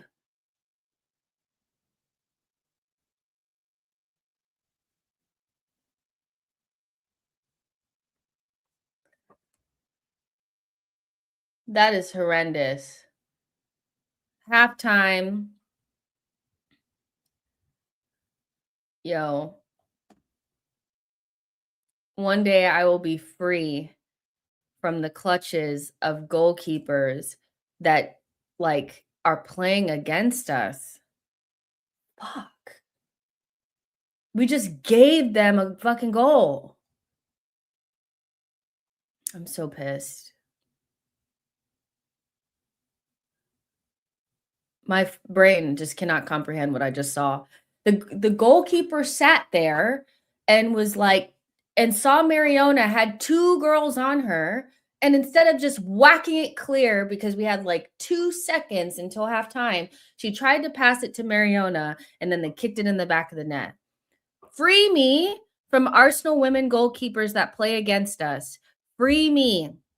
Between Zinsberger, Van Domselaar this season, and Borb right now, free me from the clutches of goalkeepers that will not kick it long, who cannot see the clock. Fuck me.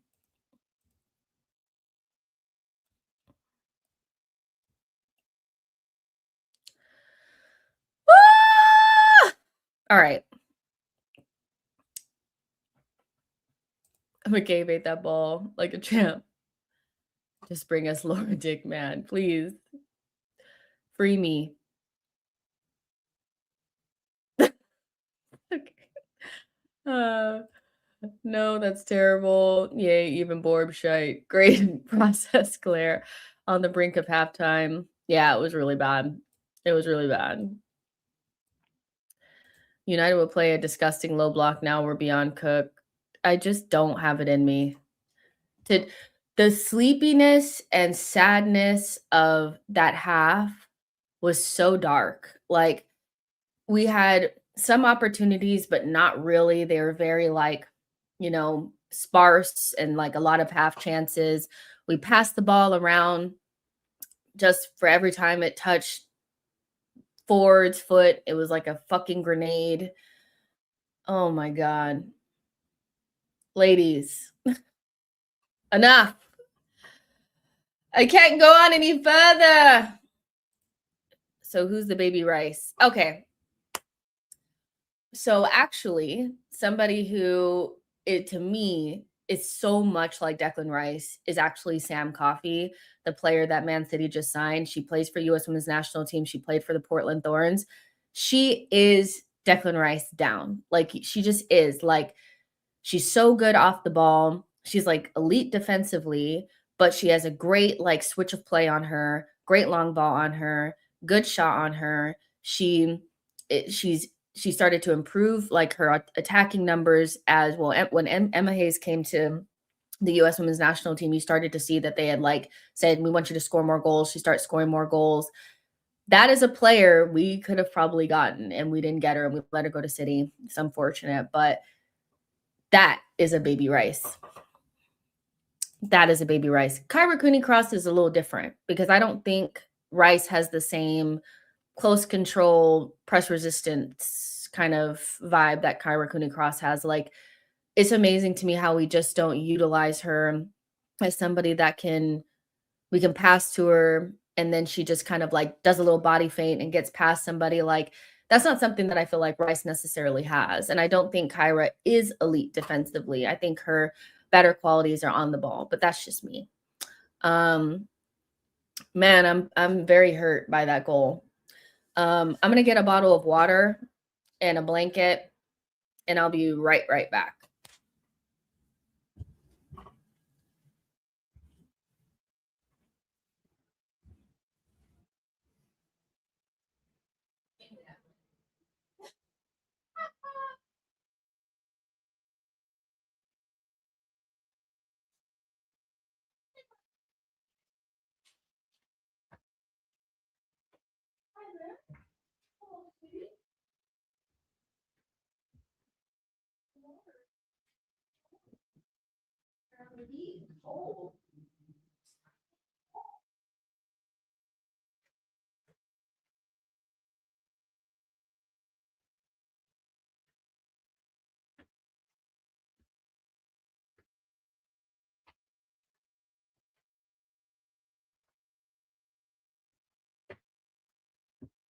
Almost 56% possession. And I swear that thing said one shot on goal. Get me out of here. Release me.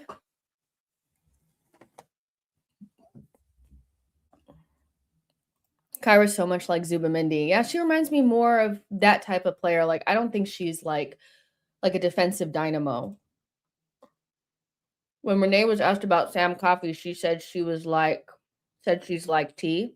Wait, she said she's like T?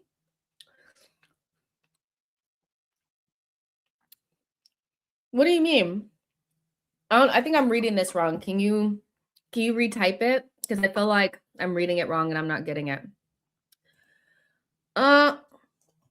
Arsenal have a trying to pass into the net syndrome instead of taking shots from outside now and then. Dad joke. Oh, I get it. I get it. Thank you. Thank you, Shamaria. I appreciate that. Let's see what the group chat is saying.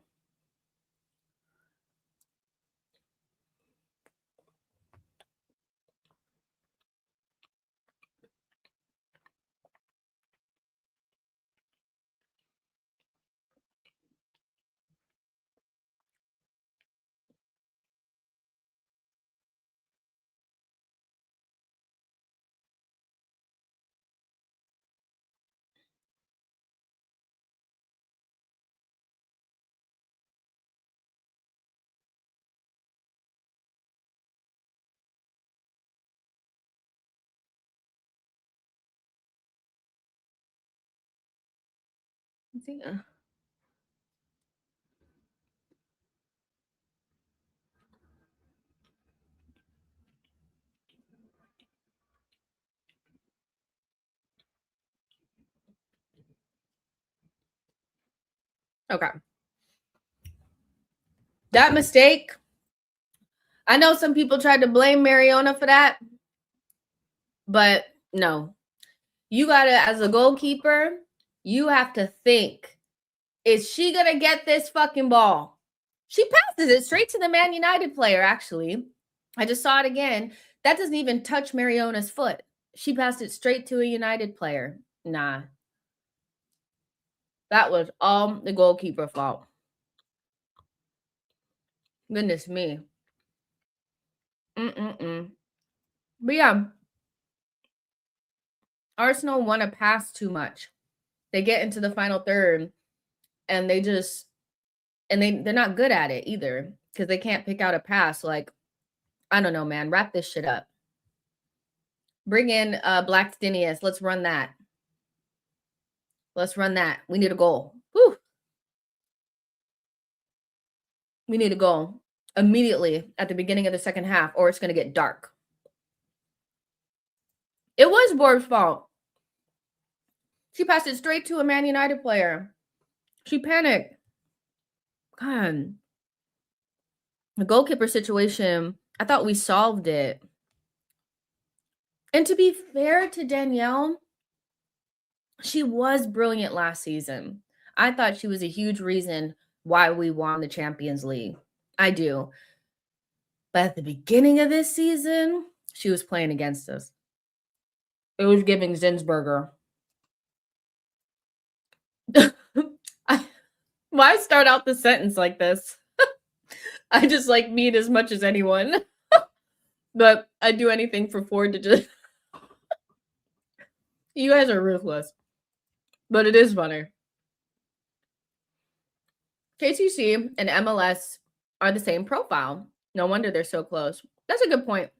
It's the ability to wiggle out of pressure that I really like about Kyra. And it's just something that we don't utilize. We don't usually utilize her at all. Somebody's got to tell Renee, you need to, well, obviously she's going through family, a very difficult family situation. So obviously, I mean, when she's back, but you got to just put her in, coach. You got to just put her in and let her cook, let her make mistakes. Unfortunately, like the season is kind of not good anyway. So what do you have to lose? Like, I don't know. That's just me. When was the last time Arsenal had a decent goalkeeper? I don't know. It's been a long time.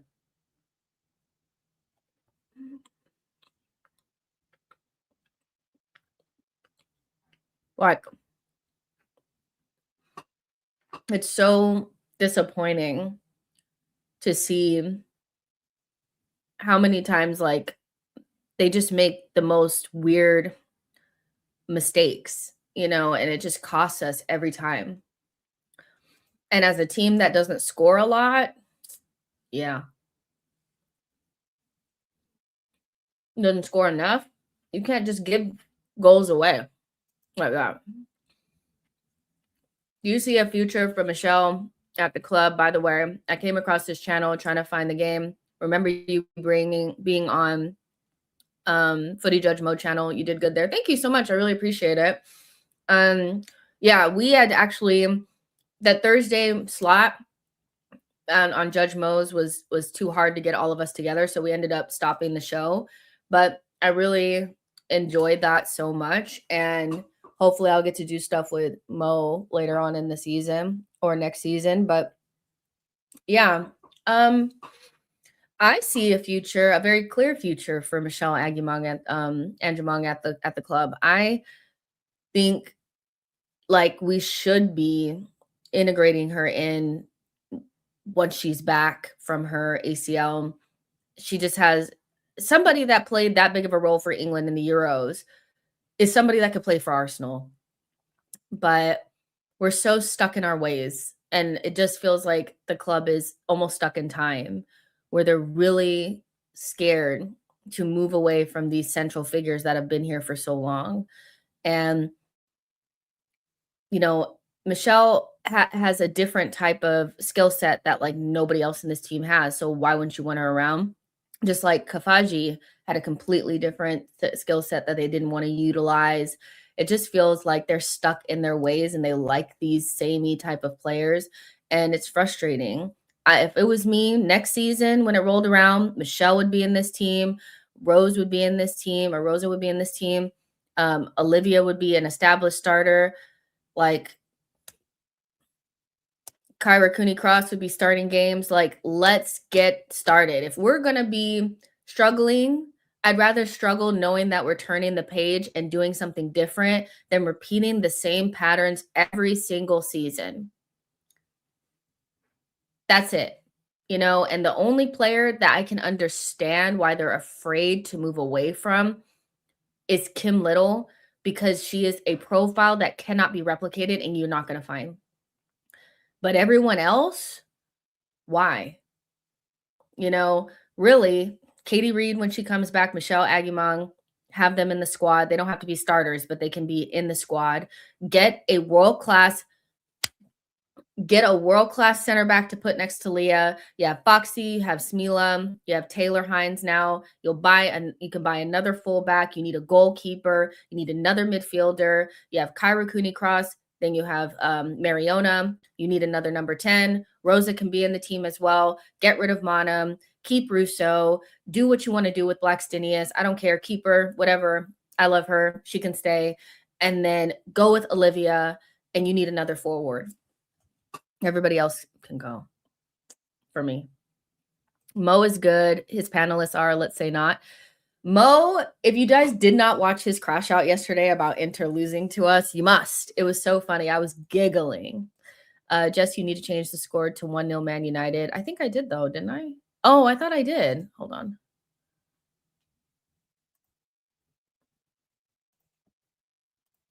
Yeah, I just didn't press save. It's there. Let's see. I wish we had a young Kim Little. I agree. I take being shit if the rest of the season, I take being shit for the rest of the season. We are anyways. If it means Smith, Kyra, Reed, Rosa, Michelle pre-ACL got consistent game time. I mean, I get it that they feel like this is the only way to sustain a level that's going to keep us in the spot that we want to be in. But I don't see any way but surgery, aggressive surgery, because the slow is just taking too long. And there's so many players that are out of contract for Arsenal this summer, is it not? Let me see if I can find a list, because I saw somebody talking about it and I was like, it's decision time. It's time to change it up. I think the second half is starting. Is it? Yeah. Let me turn this on.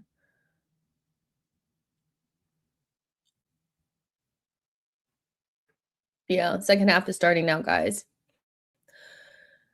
And I'll start the clock back when I reach that 48th minute, because I have not figured out how to make this timer go back a couple minutes. So can we just play better and actually score a goal? And don't start trying to score later either. You need to start trying to score right now, immediately. Arsenal women.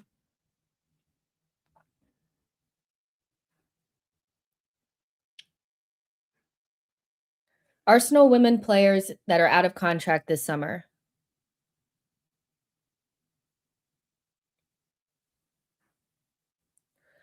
It says Kim Little, Leah Williamson, Caitlin Ford, Katie McCabe, Beth Mead, Stina Blackstenius, Steph Catley, Zinsberger, Palova, Codina, Emily Fox, and Mariana Caldente. But I think we took the option for Mariona for another season already.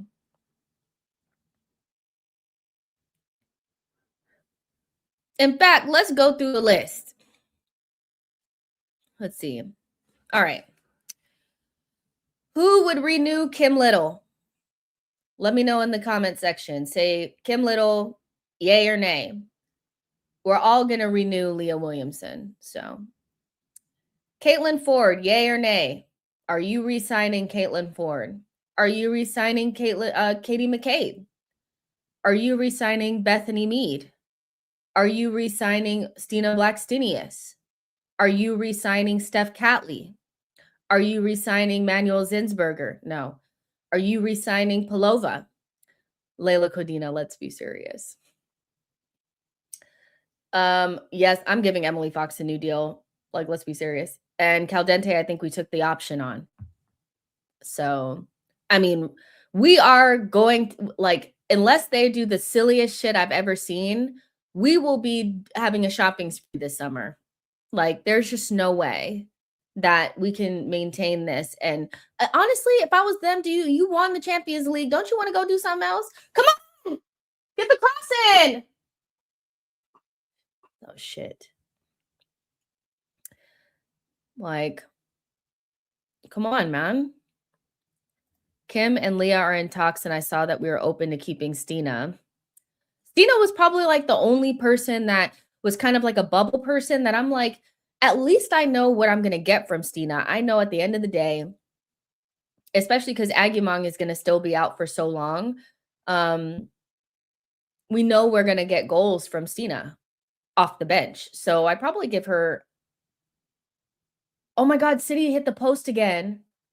They hit the post twice. Um, I'd probably keep her, but McCabe, Beth, Caitlin Ford, Steph Catley, Zinsberger, Codina, thank you for your service. Renee forcing Smith to play right wing to accommodate Ford when she is our best natural winger is crazy. Is anybody else? Also, anybody seen Palova? No, she hasn't really done much in today's game, has she? I actually don't see what anybody has done. I think only Olivia has looked decent. Everyone else has looked kind of off.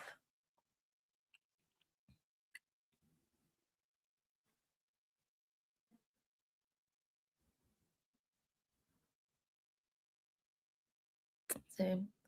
No Beth for you. I think I saw somebody making like an argument for Beth and saying like she's an Arsenal girl through and through. You have to have those types of players that'll let people know what Arsenal means.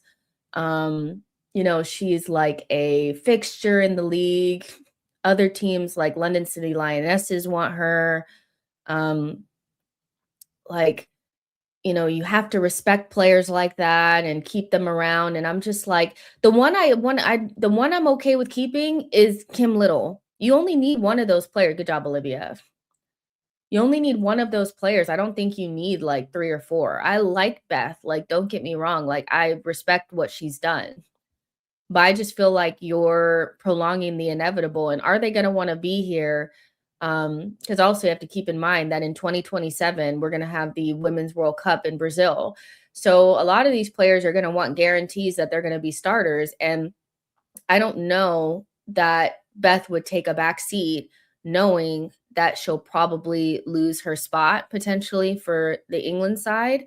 So I think that's what we're contending with as well is, you know, you could stay, but you need to hit the bench. You need to be a bench player because we need to allow Olivia to grow and to buy another attacker. So keeping you in the starting 11 is not helping us. So yeah. Frida wasn't on this list. So I guess we got to keep Frida a little bit longer. Frida, please free us.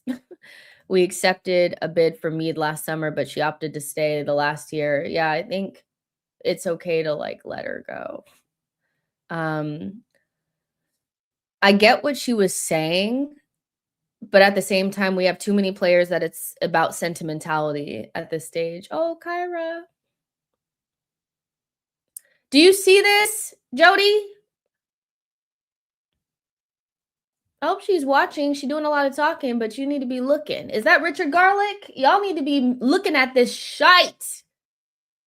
God, stop all that talking and look. Look at the monstrosity that's in. I'm being dramatic, but seriously, I hope they're talking about what needs to happen.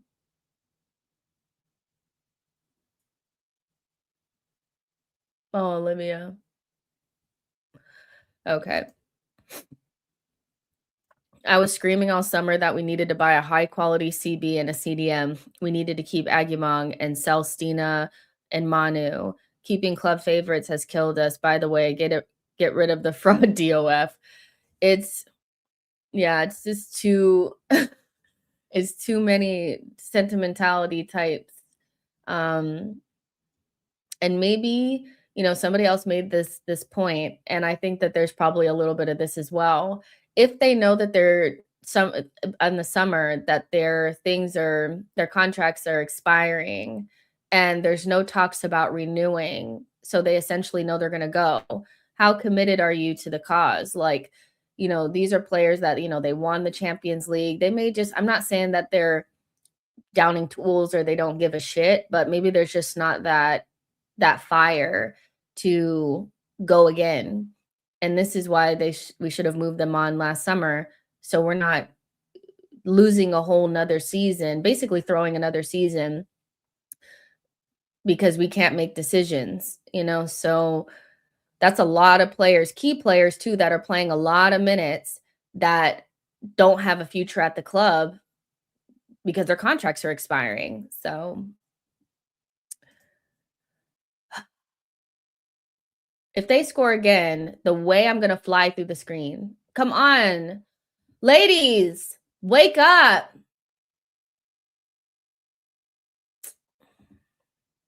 Sick.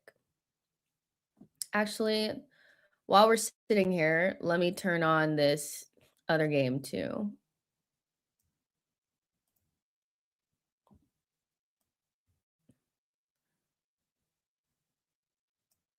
Let me turn on this Liverpool game. Let's check the score too, because I don't want to watch it at all.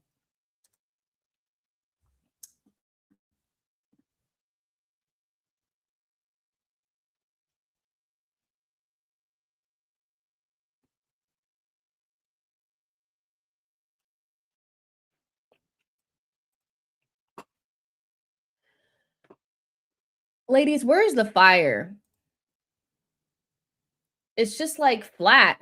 It's like so flat. That's the only way I can describe the way that their games be. Is flat. Where is the joy?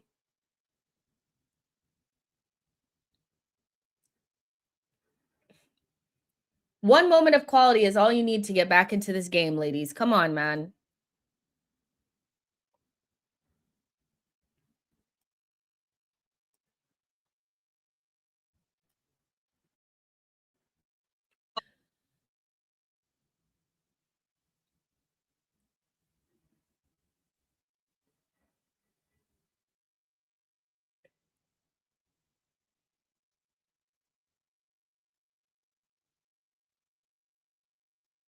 Russo is having a little bit of a mare, I can't lie.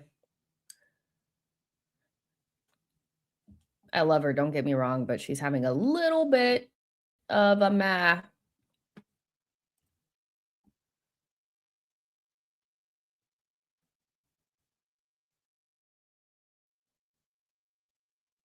Come on forward. Pass?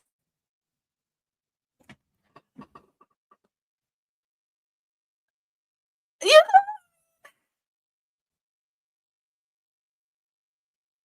How have you not scored, Russo? That was so bad, I thought it was Frida. Palova, good pass. Russo, that's ass, bro. Come on. You have to kick that in the back of the net. You just need one moment of quality. Just a bit of quality.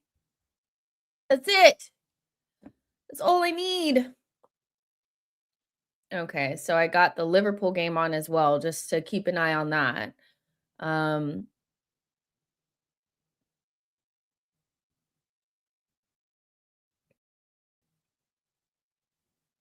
good job, Olivia. Hey, ref. Good.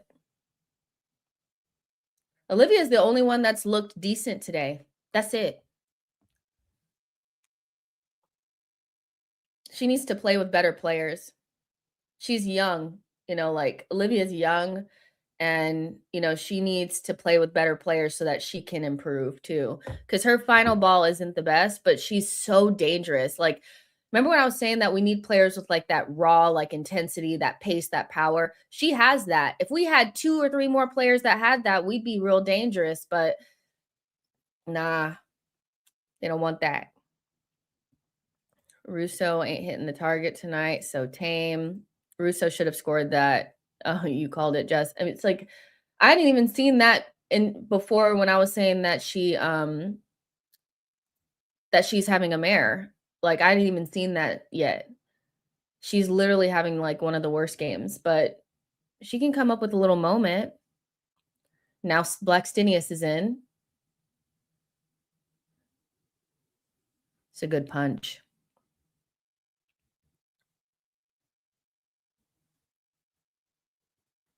That was get it.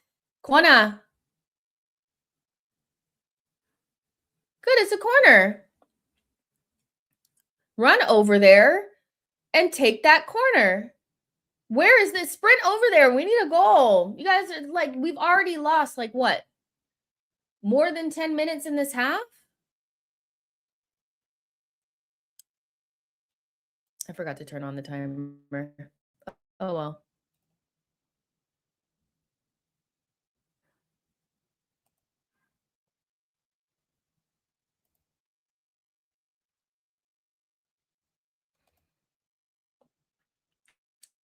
Oh well. Oh, ladies. Ladies, ladies, ladies.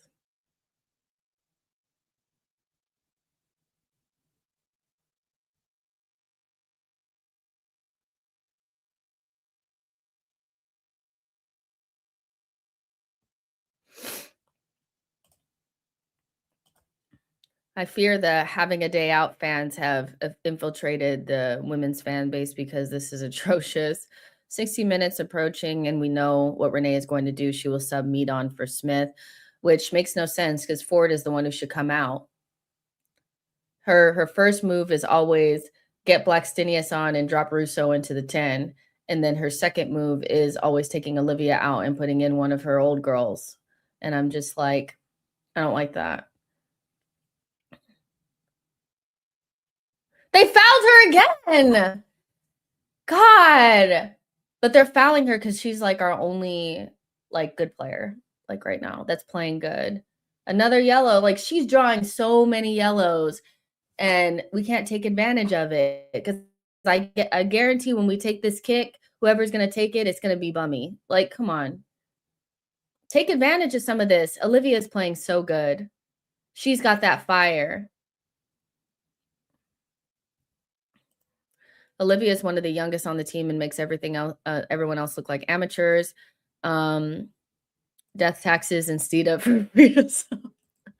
I remember at the start of the season, the men were boring to watch and the women were exciting. How times have changed. Men is still boring in the league, though.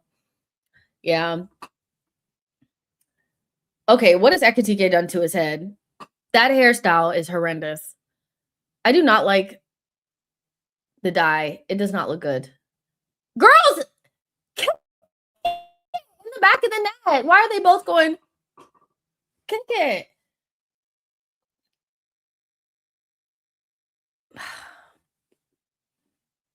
It was like the ball was right. Hello? Oh my God! The ref just set off.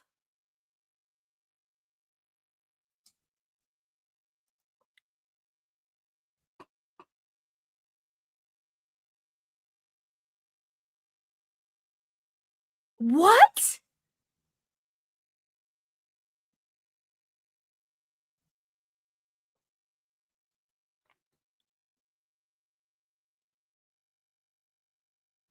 So Olivia already had a yellow.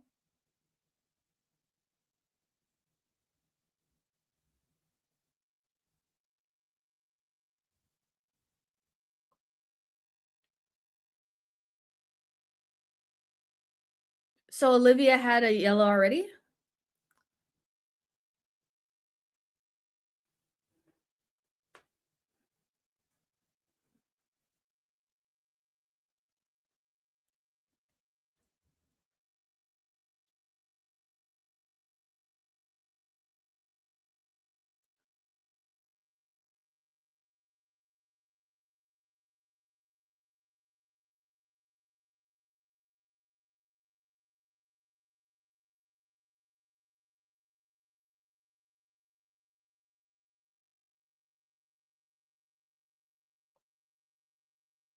I just okay.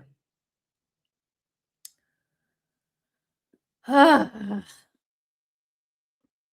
don't even know what to think right now because they were barely able to muster anything with 11 men.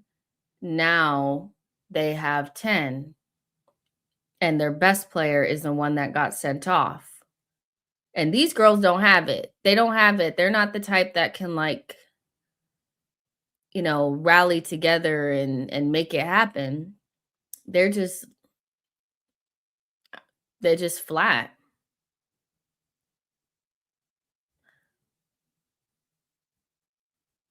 I didn't know that Olivia had a yellow card earlier, so maybe she just had a little bit too much fire. Maybe too much fire in the belly.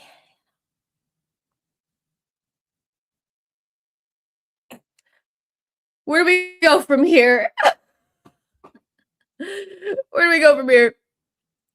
She's our brightest spark. Sucks to admit that United have closed the gap on us. What's the point in watching the rest of this season? It's looking dark, unfortunately. It was the moment of head loss. Yeah, maybe she just kept getting fouled and she just lost her head there for sure. Maybe she had too much fire. But, listen, she may have had too much fire, but I prefer that to the icicles that are out there that is everyone else because they're just doing nothing. Olivia's young and she lost her head, and that's unfortunate. They'll talk to her about it later. When you're on a yellow, you have to be a lot more careful. But maybe she was just frustrated because she was getting fouled and the game wasn't going the way that she needed it to go.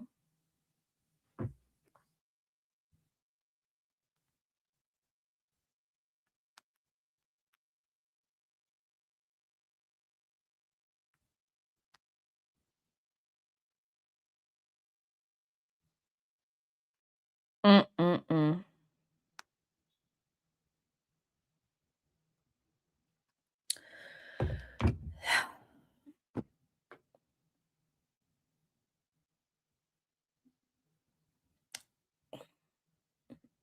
And I haven't seen like not a single Arsenal player outside of Olivia act like they wanted this shit. I know it's like, that typical like, "Oh, you guys think the players don't want it, but they do." I've seen what these players look like when they want it. We just watched them win a fucking Champions League. They're just jogging around through life. They ain't doing nothing. They're not locked in. They're going through the motions. We really fluked our way to the ACL. I guess we're gonna have to rely on the men's team to save us. Oh Lord. Magnum says never give up. Yeah, I hear it. I mean, they still have plenty of time to make something shake in this game. The key for them is you just need one moment of quality. They need one moment of quality in the box. And once, if they can get that, then they can claw their way back through. Like that was almost a good moment of quality there from Mariona. And it's going to take somebody like that to get it too.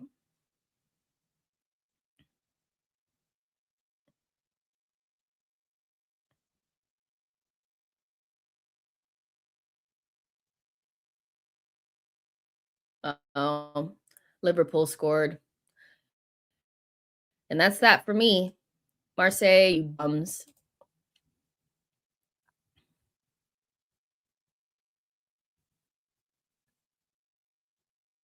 Oh, City really, if they don't get back into this game, they will look back on all these chances. I mean, that was a good save from the goalkeeper, but they've hit the post twice. They've really had the beating of Chelsea, but Chelsea is getting a little lucky here. That's a good strike. Oh, it's offside? Good. We just need one moment of quality. Can we muster it?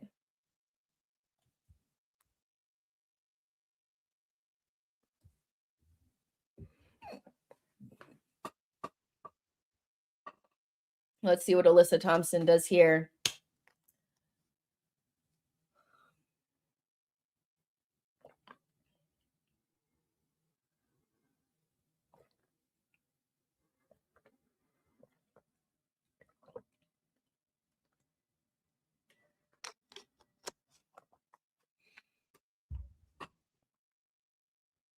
I'm devastated.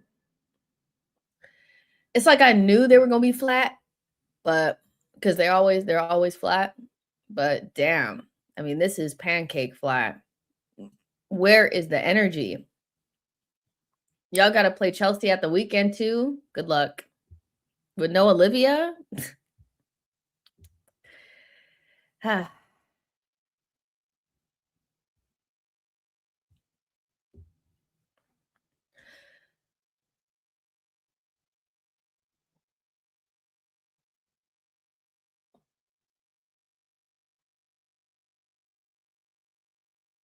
come on, man. They're just so they're just letting the game go by.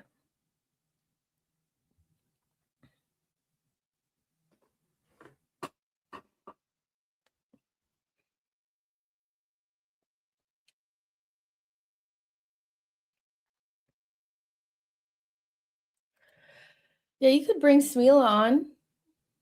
You could bring Smila on.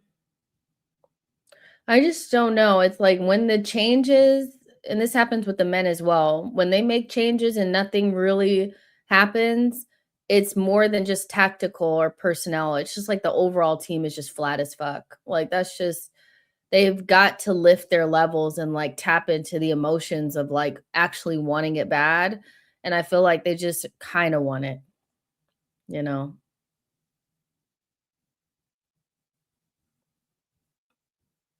They just kind of want it.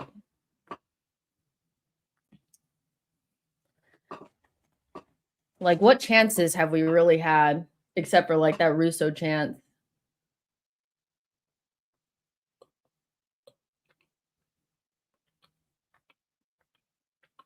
Let's see. Mm,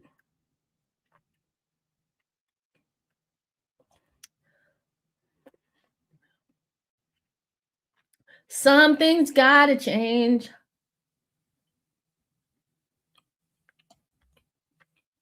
Mm, are we seeing Renee's lack of coaching on full display this season, or has she squeezed everything she could from this group of players? We'll never know until the players change. That's the tough thing about players that we've seen underperform and underachieve at this club under multiple managers, under Joe, under Jonas, and under Renee.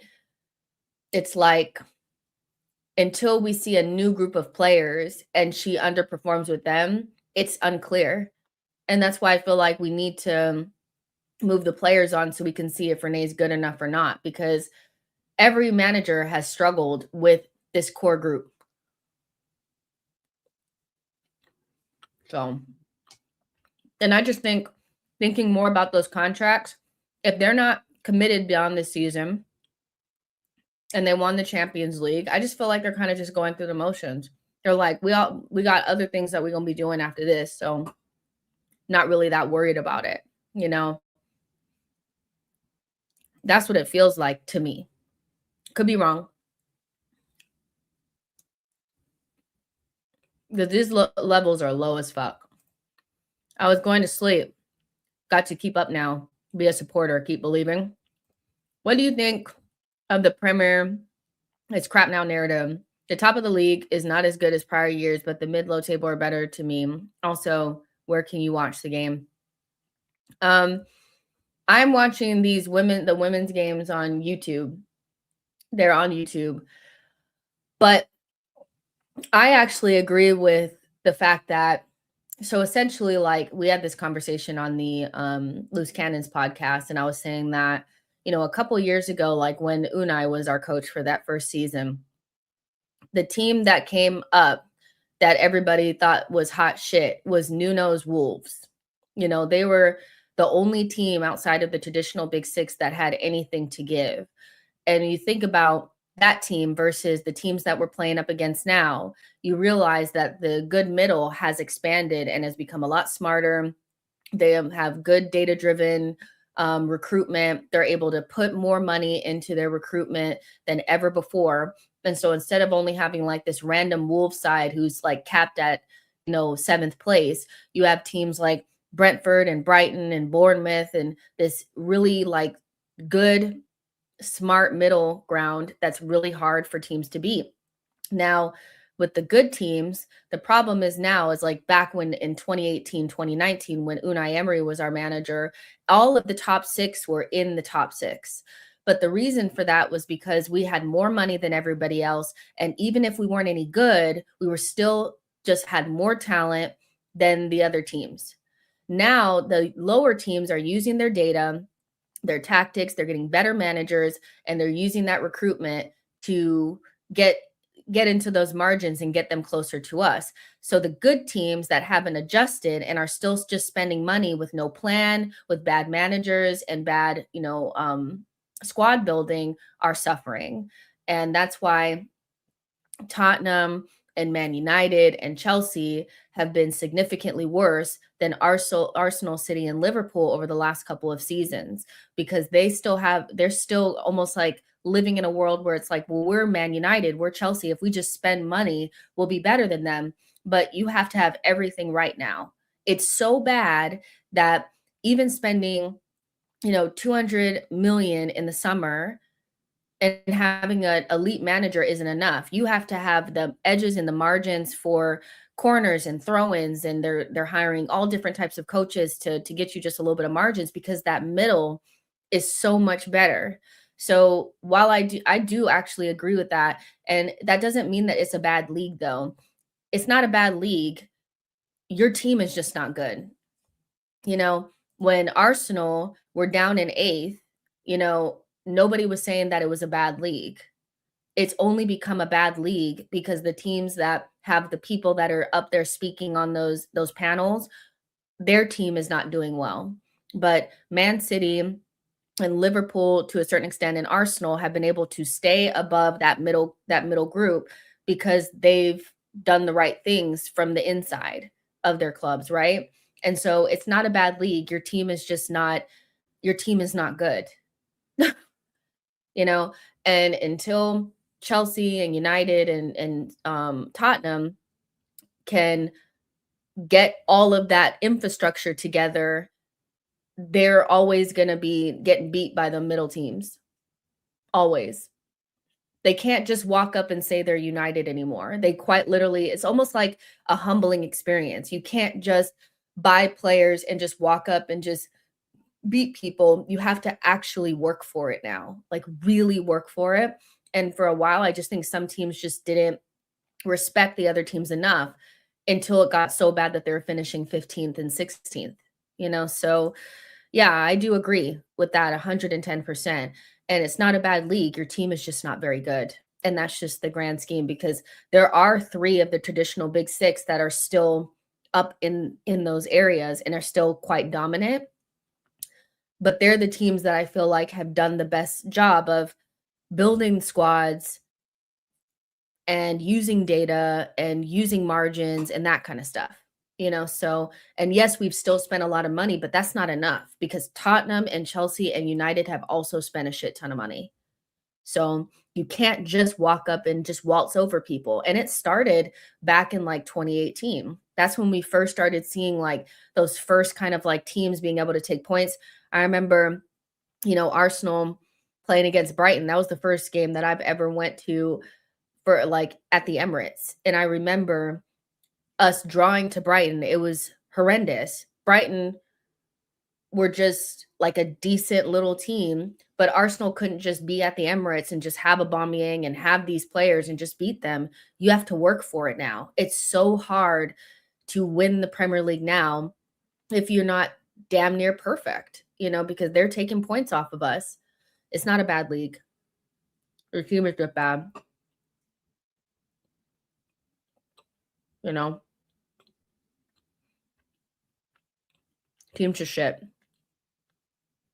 Mm, Essentially, there's a lot more parity in the league. There's very few easy teams these days. Exactly. We have a coach for throw-ins. That says a lot about what it takes in today's football. You have to be perfect. And then the hard thing, yeah, Kim Little is on, also Smila is on. But the thing now is like for Premier League teams, it's even more difficult because we play in this league where there's so much money. So these mid-table teams can beef up more than other leagues, so you have teams like Bayern that sit around all week and, play against bad sides, essentially, and then can go into the Champions League and just kind of chill. The Premier League teams have to go life and death every week. They have to go life and death every week. So it's just a different beast, it just really is. If we played in the Bundesliga. No offense to that league, but I genuinely think that's one of the worst leagues in the Big Five leagues. I think it is the worst out of all of them. And I mean, Bayern basically get to chill all year and get to save all their everything for Smila get to save everything for the Champions League. I think she should have just tried to get it on target. She tried to hit it too hard. Yeah, when we were finishing 8th, it felt like the end of the world. Since then, Spurs, United, and Chelsea have finished bottom half. Yeah. You got to get everything right. The coach, recruitment, margins coaching, tactics, luck. Everything has to go your way. It's just tough out here. It's hard. All 3 relegation teams took points from the top 10 last weekend. It's all about perspective if you interpret it, how you interpret that. You make a good point about when we were 8th. However, when we were 8th, we were alone and the other top 6 teams were good. Hence, the quality is still good. Now the half are poor. Yeah, I kind of hear that. I mean, I just think ultimately, as bad as we were still in the top half. As bad as we were still in the top half. We still only really went down to 8th. I think, the top teams, I think, the top teams like City and Liverpool, we've seen a level from them that we've never seen from any other team. So I can understand where people think like the top is just so bad now. But I think ultimately what it really comes down to is you have 3 teams that just don't have their shit together and 3 teams that do. And even though this may not be the peak of any 3 of Arsenal, City, or Liverpool, they're still dominant enough where you can say that the league is not bad. So yeah. League's not bad. Your team's just shit.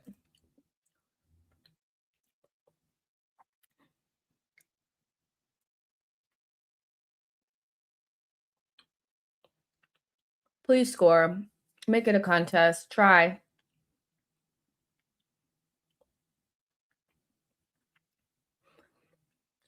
I did not sit here for nothing.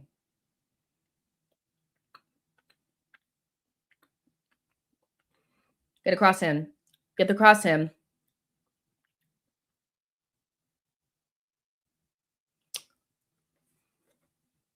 Oh, you need to see the scores?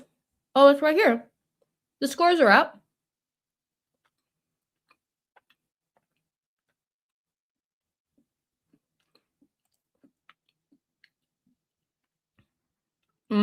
Someone said Bundesliga is better because there are more goals. It's the highlight-driven demand. I hear that.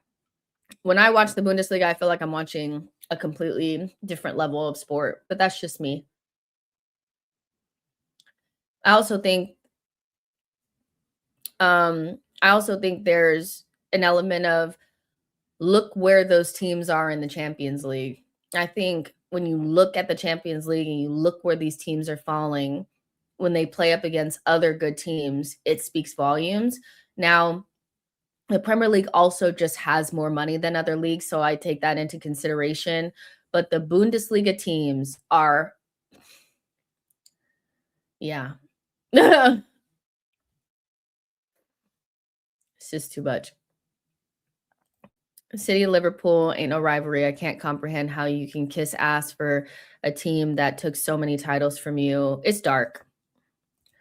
Jess, what are some of your favorite football British words or phrases? Taking the piss is my favorite. Yeah, taking the piss is a good one. What's another one? Shite. Like instead of just saying it's shit, saying it's shite is amazing. Let me think because I feel like I would know this. It's like now I'm on the spot, but taking the piss is great. Um, yeah, you guys have a lot of good ones. You guys have a lot of good ones. Game's Gone is a great one too. Shoot! Oh God. Winieri, let's see, are going to be playing in and number 10 are going to be playing in the same team. My mind is conflicted. I hear it. I think at the end of the day, I have my thoughts and feelings on certain players and, things that they've done or whatever, but I can't expect Ethan not to play with the guy or, whatever. So, it kind of is what it is. I expect them to hit it off and be friends, and I'm just gonna have to live with it. Can't be asked is a good one. Yeah, can't be asked. Now Mead's on. It's a great one.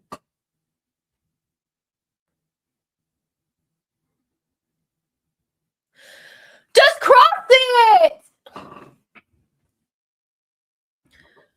Why did you have to fucking touch it more? You were in a good space. Just get it low and hard across the fucking 6. Stop tippy tapping. I'm sick of this.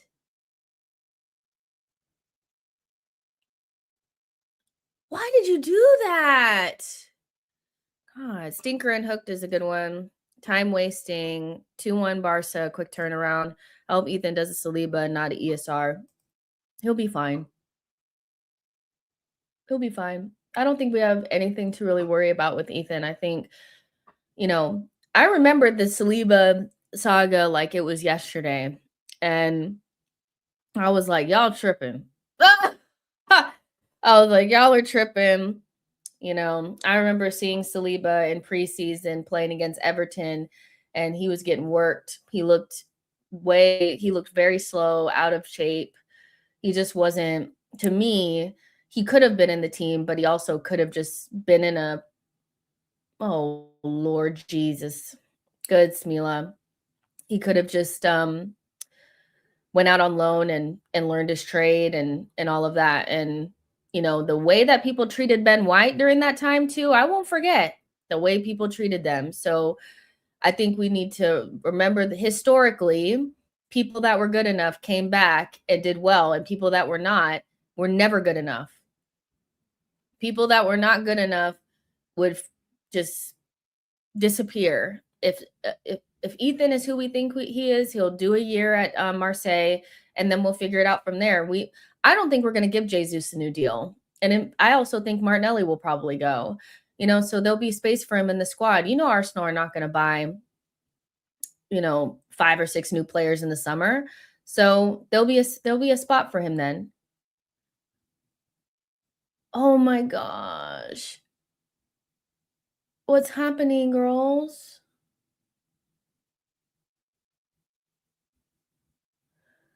It's like, what they never do is the ball comes to them and it's always ball to feet. Nobody ever lets it like roll across their body and just then that was a handball.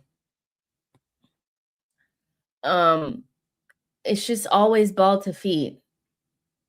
It's so annoying. Let the ball roll across your body and then just kick it in the back of the net, man. As soon as you stop it, you give them an opportunity to get back in and block you.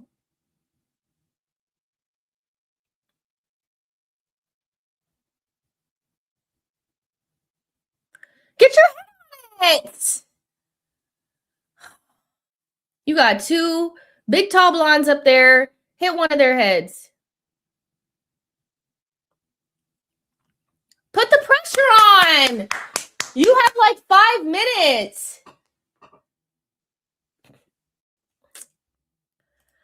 Jess, do you think our window massively changes if we win the league?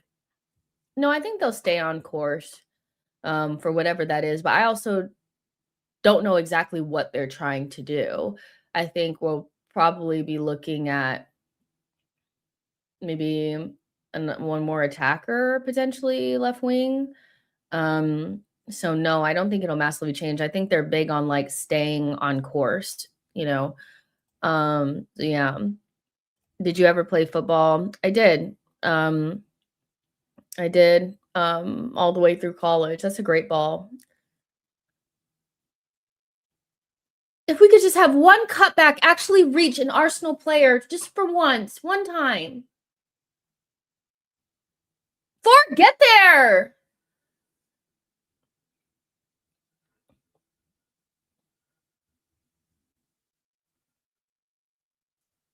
What are you guys flicking and shit for, man? Head it. No, I'm done. They're not going to score. The fear is that we win the league and the club doesn't evolve but stands still in the summer. Holmberg, our man of the match, and she has been in there for 10 minutes. You think she's man of the match or woman of the match? Because you think, I mean, she has been playing good, but I don't think anybody deserves it. One thing we cannot do is stand still. We need a statement window like Liverpool had. I mean, but what kind of statement was that? We need a statement window, but not like that, because their statement window made them worse. Ford, these owners could say that it's job done because the league has been built as our holy grail. So rather than try to dominate, we stay stagnant. I'll be honest, I will worry about that if and when we win the league. Because right now it kind of feels like we need to actually win it first, you know, and then I can worry about the summer window. But I'm gonna keep it real with y'all. If we win the league, I'm gonna enjoy my World Cup, and whatever shall be, shall be.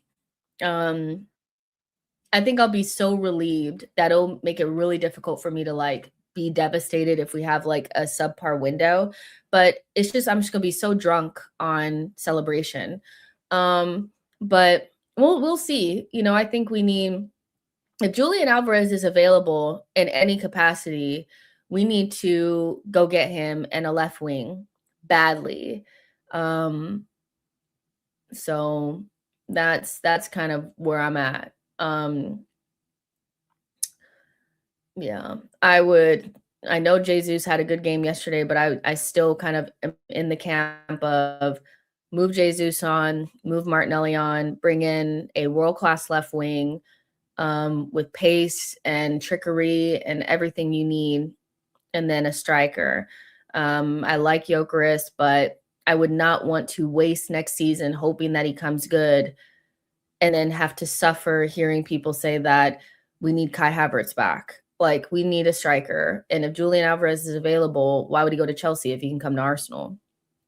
So, especially if we win the league. So, he's somebody that wants to win trophies, you know, and if we had just won the Premier League, why not? You know, so probably also, like you saying, we need to look at midfield, you know, move Norgard on, bring in a young DM. So, yeah, there's some stuff we could do. There's definitely some stuff we could do. But yes, it's trophy over everything right now. Alvarez would be golden and could pair well with Gyökeres up top. We just need a striker. We just need to go again. We didn't make the right signing. Oh! I wish you had seen the chance that Miedema just missed. I'm so mad that I'm smiling. I should not be smiling. Wait, was that Miedema who missed it? No, it was Hep. Miedema put in a good ball and Hep missed a golden opportunity to equalize. They've been on Chelsea. That's crazy. Did you guys just see what Mead just did? See, this is why you guys can never tell me that we need to keep Mead. Um, I'm already campaigning for Lookman at left wing. The forward market is ready now. Players is so bad. I mean, we can do better than Lookman. I mean, if Barcola is available or Yildiz is available, that's what we need to go get. I'm already campaigning. I'd be everything that I complain about because for years rivals have taken the piss, constantly trolled unprovoked. Now, if we win the league, fans won't be there won't be anywhere to hide. I mean, I'm just gonna be so anytime they talk to me, I'll just be like, we won the Premier League. Like, I don't want to hear anything. I don't care if you guys think it's the worst league in the world. And I also think we have a really good opportunity to win multiple trophies this season, and we should try to do that. So don't talk to me if we win more than one, because you won't be able to say shit to me if we win anything, you know? So yeah. And then, yeah, but we have, you could bring Ethan back into the squad. You can move Jesus and Martinelli on, bring a new left wing, a new striker, move Norgard on. And then go from there. I mean, Ford just took 5 years to shoot.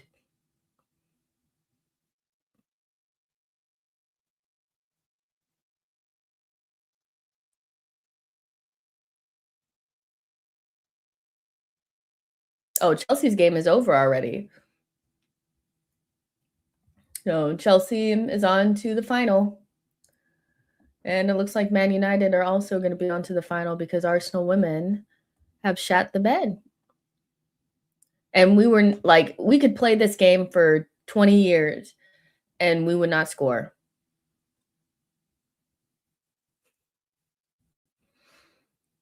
I mean, Ford, you took 5 business days to shoot. That's fucking crazy. Fix up. Yeah, this game is fucking done.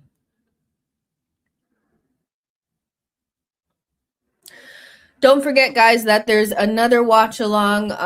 The watch along is sorry, I had to stretch. On Sunday, we're doing a double watch along for Arsenal versus Manchester United and also Napoli and Juventus. So make sure that you guys set notifications. It's already set up, please.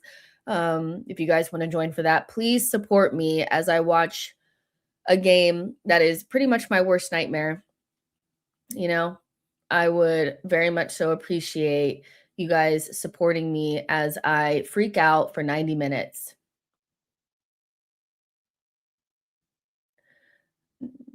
They almost conceded. I mean, this game is over. Yeah, but make sure you guys set notifications for that and like this video before you guys go too. This was a lot of fun. Even though Arsenal women are deeply unserious, this was a lot of fun. Lot is 27 years old and making fouls like is there no return leg? No, it's over. This performance isn't something we aren't used to, let's be honest. No, it's not that surprising. It's not that surprising at all. We're playing like zombies anyway. It's like they were cold and they were like, oh, I can't be asked. It's cold. Yeah, I don't even know what to say. Chelsea and Man United on to the final.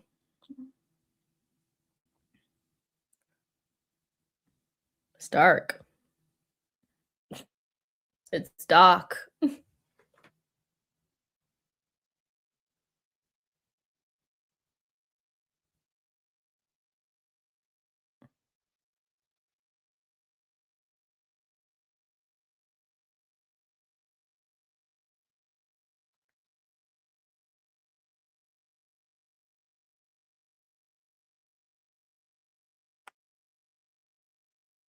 Sorry.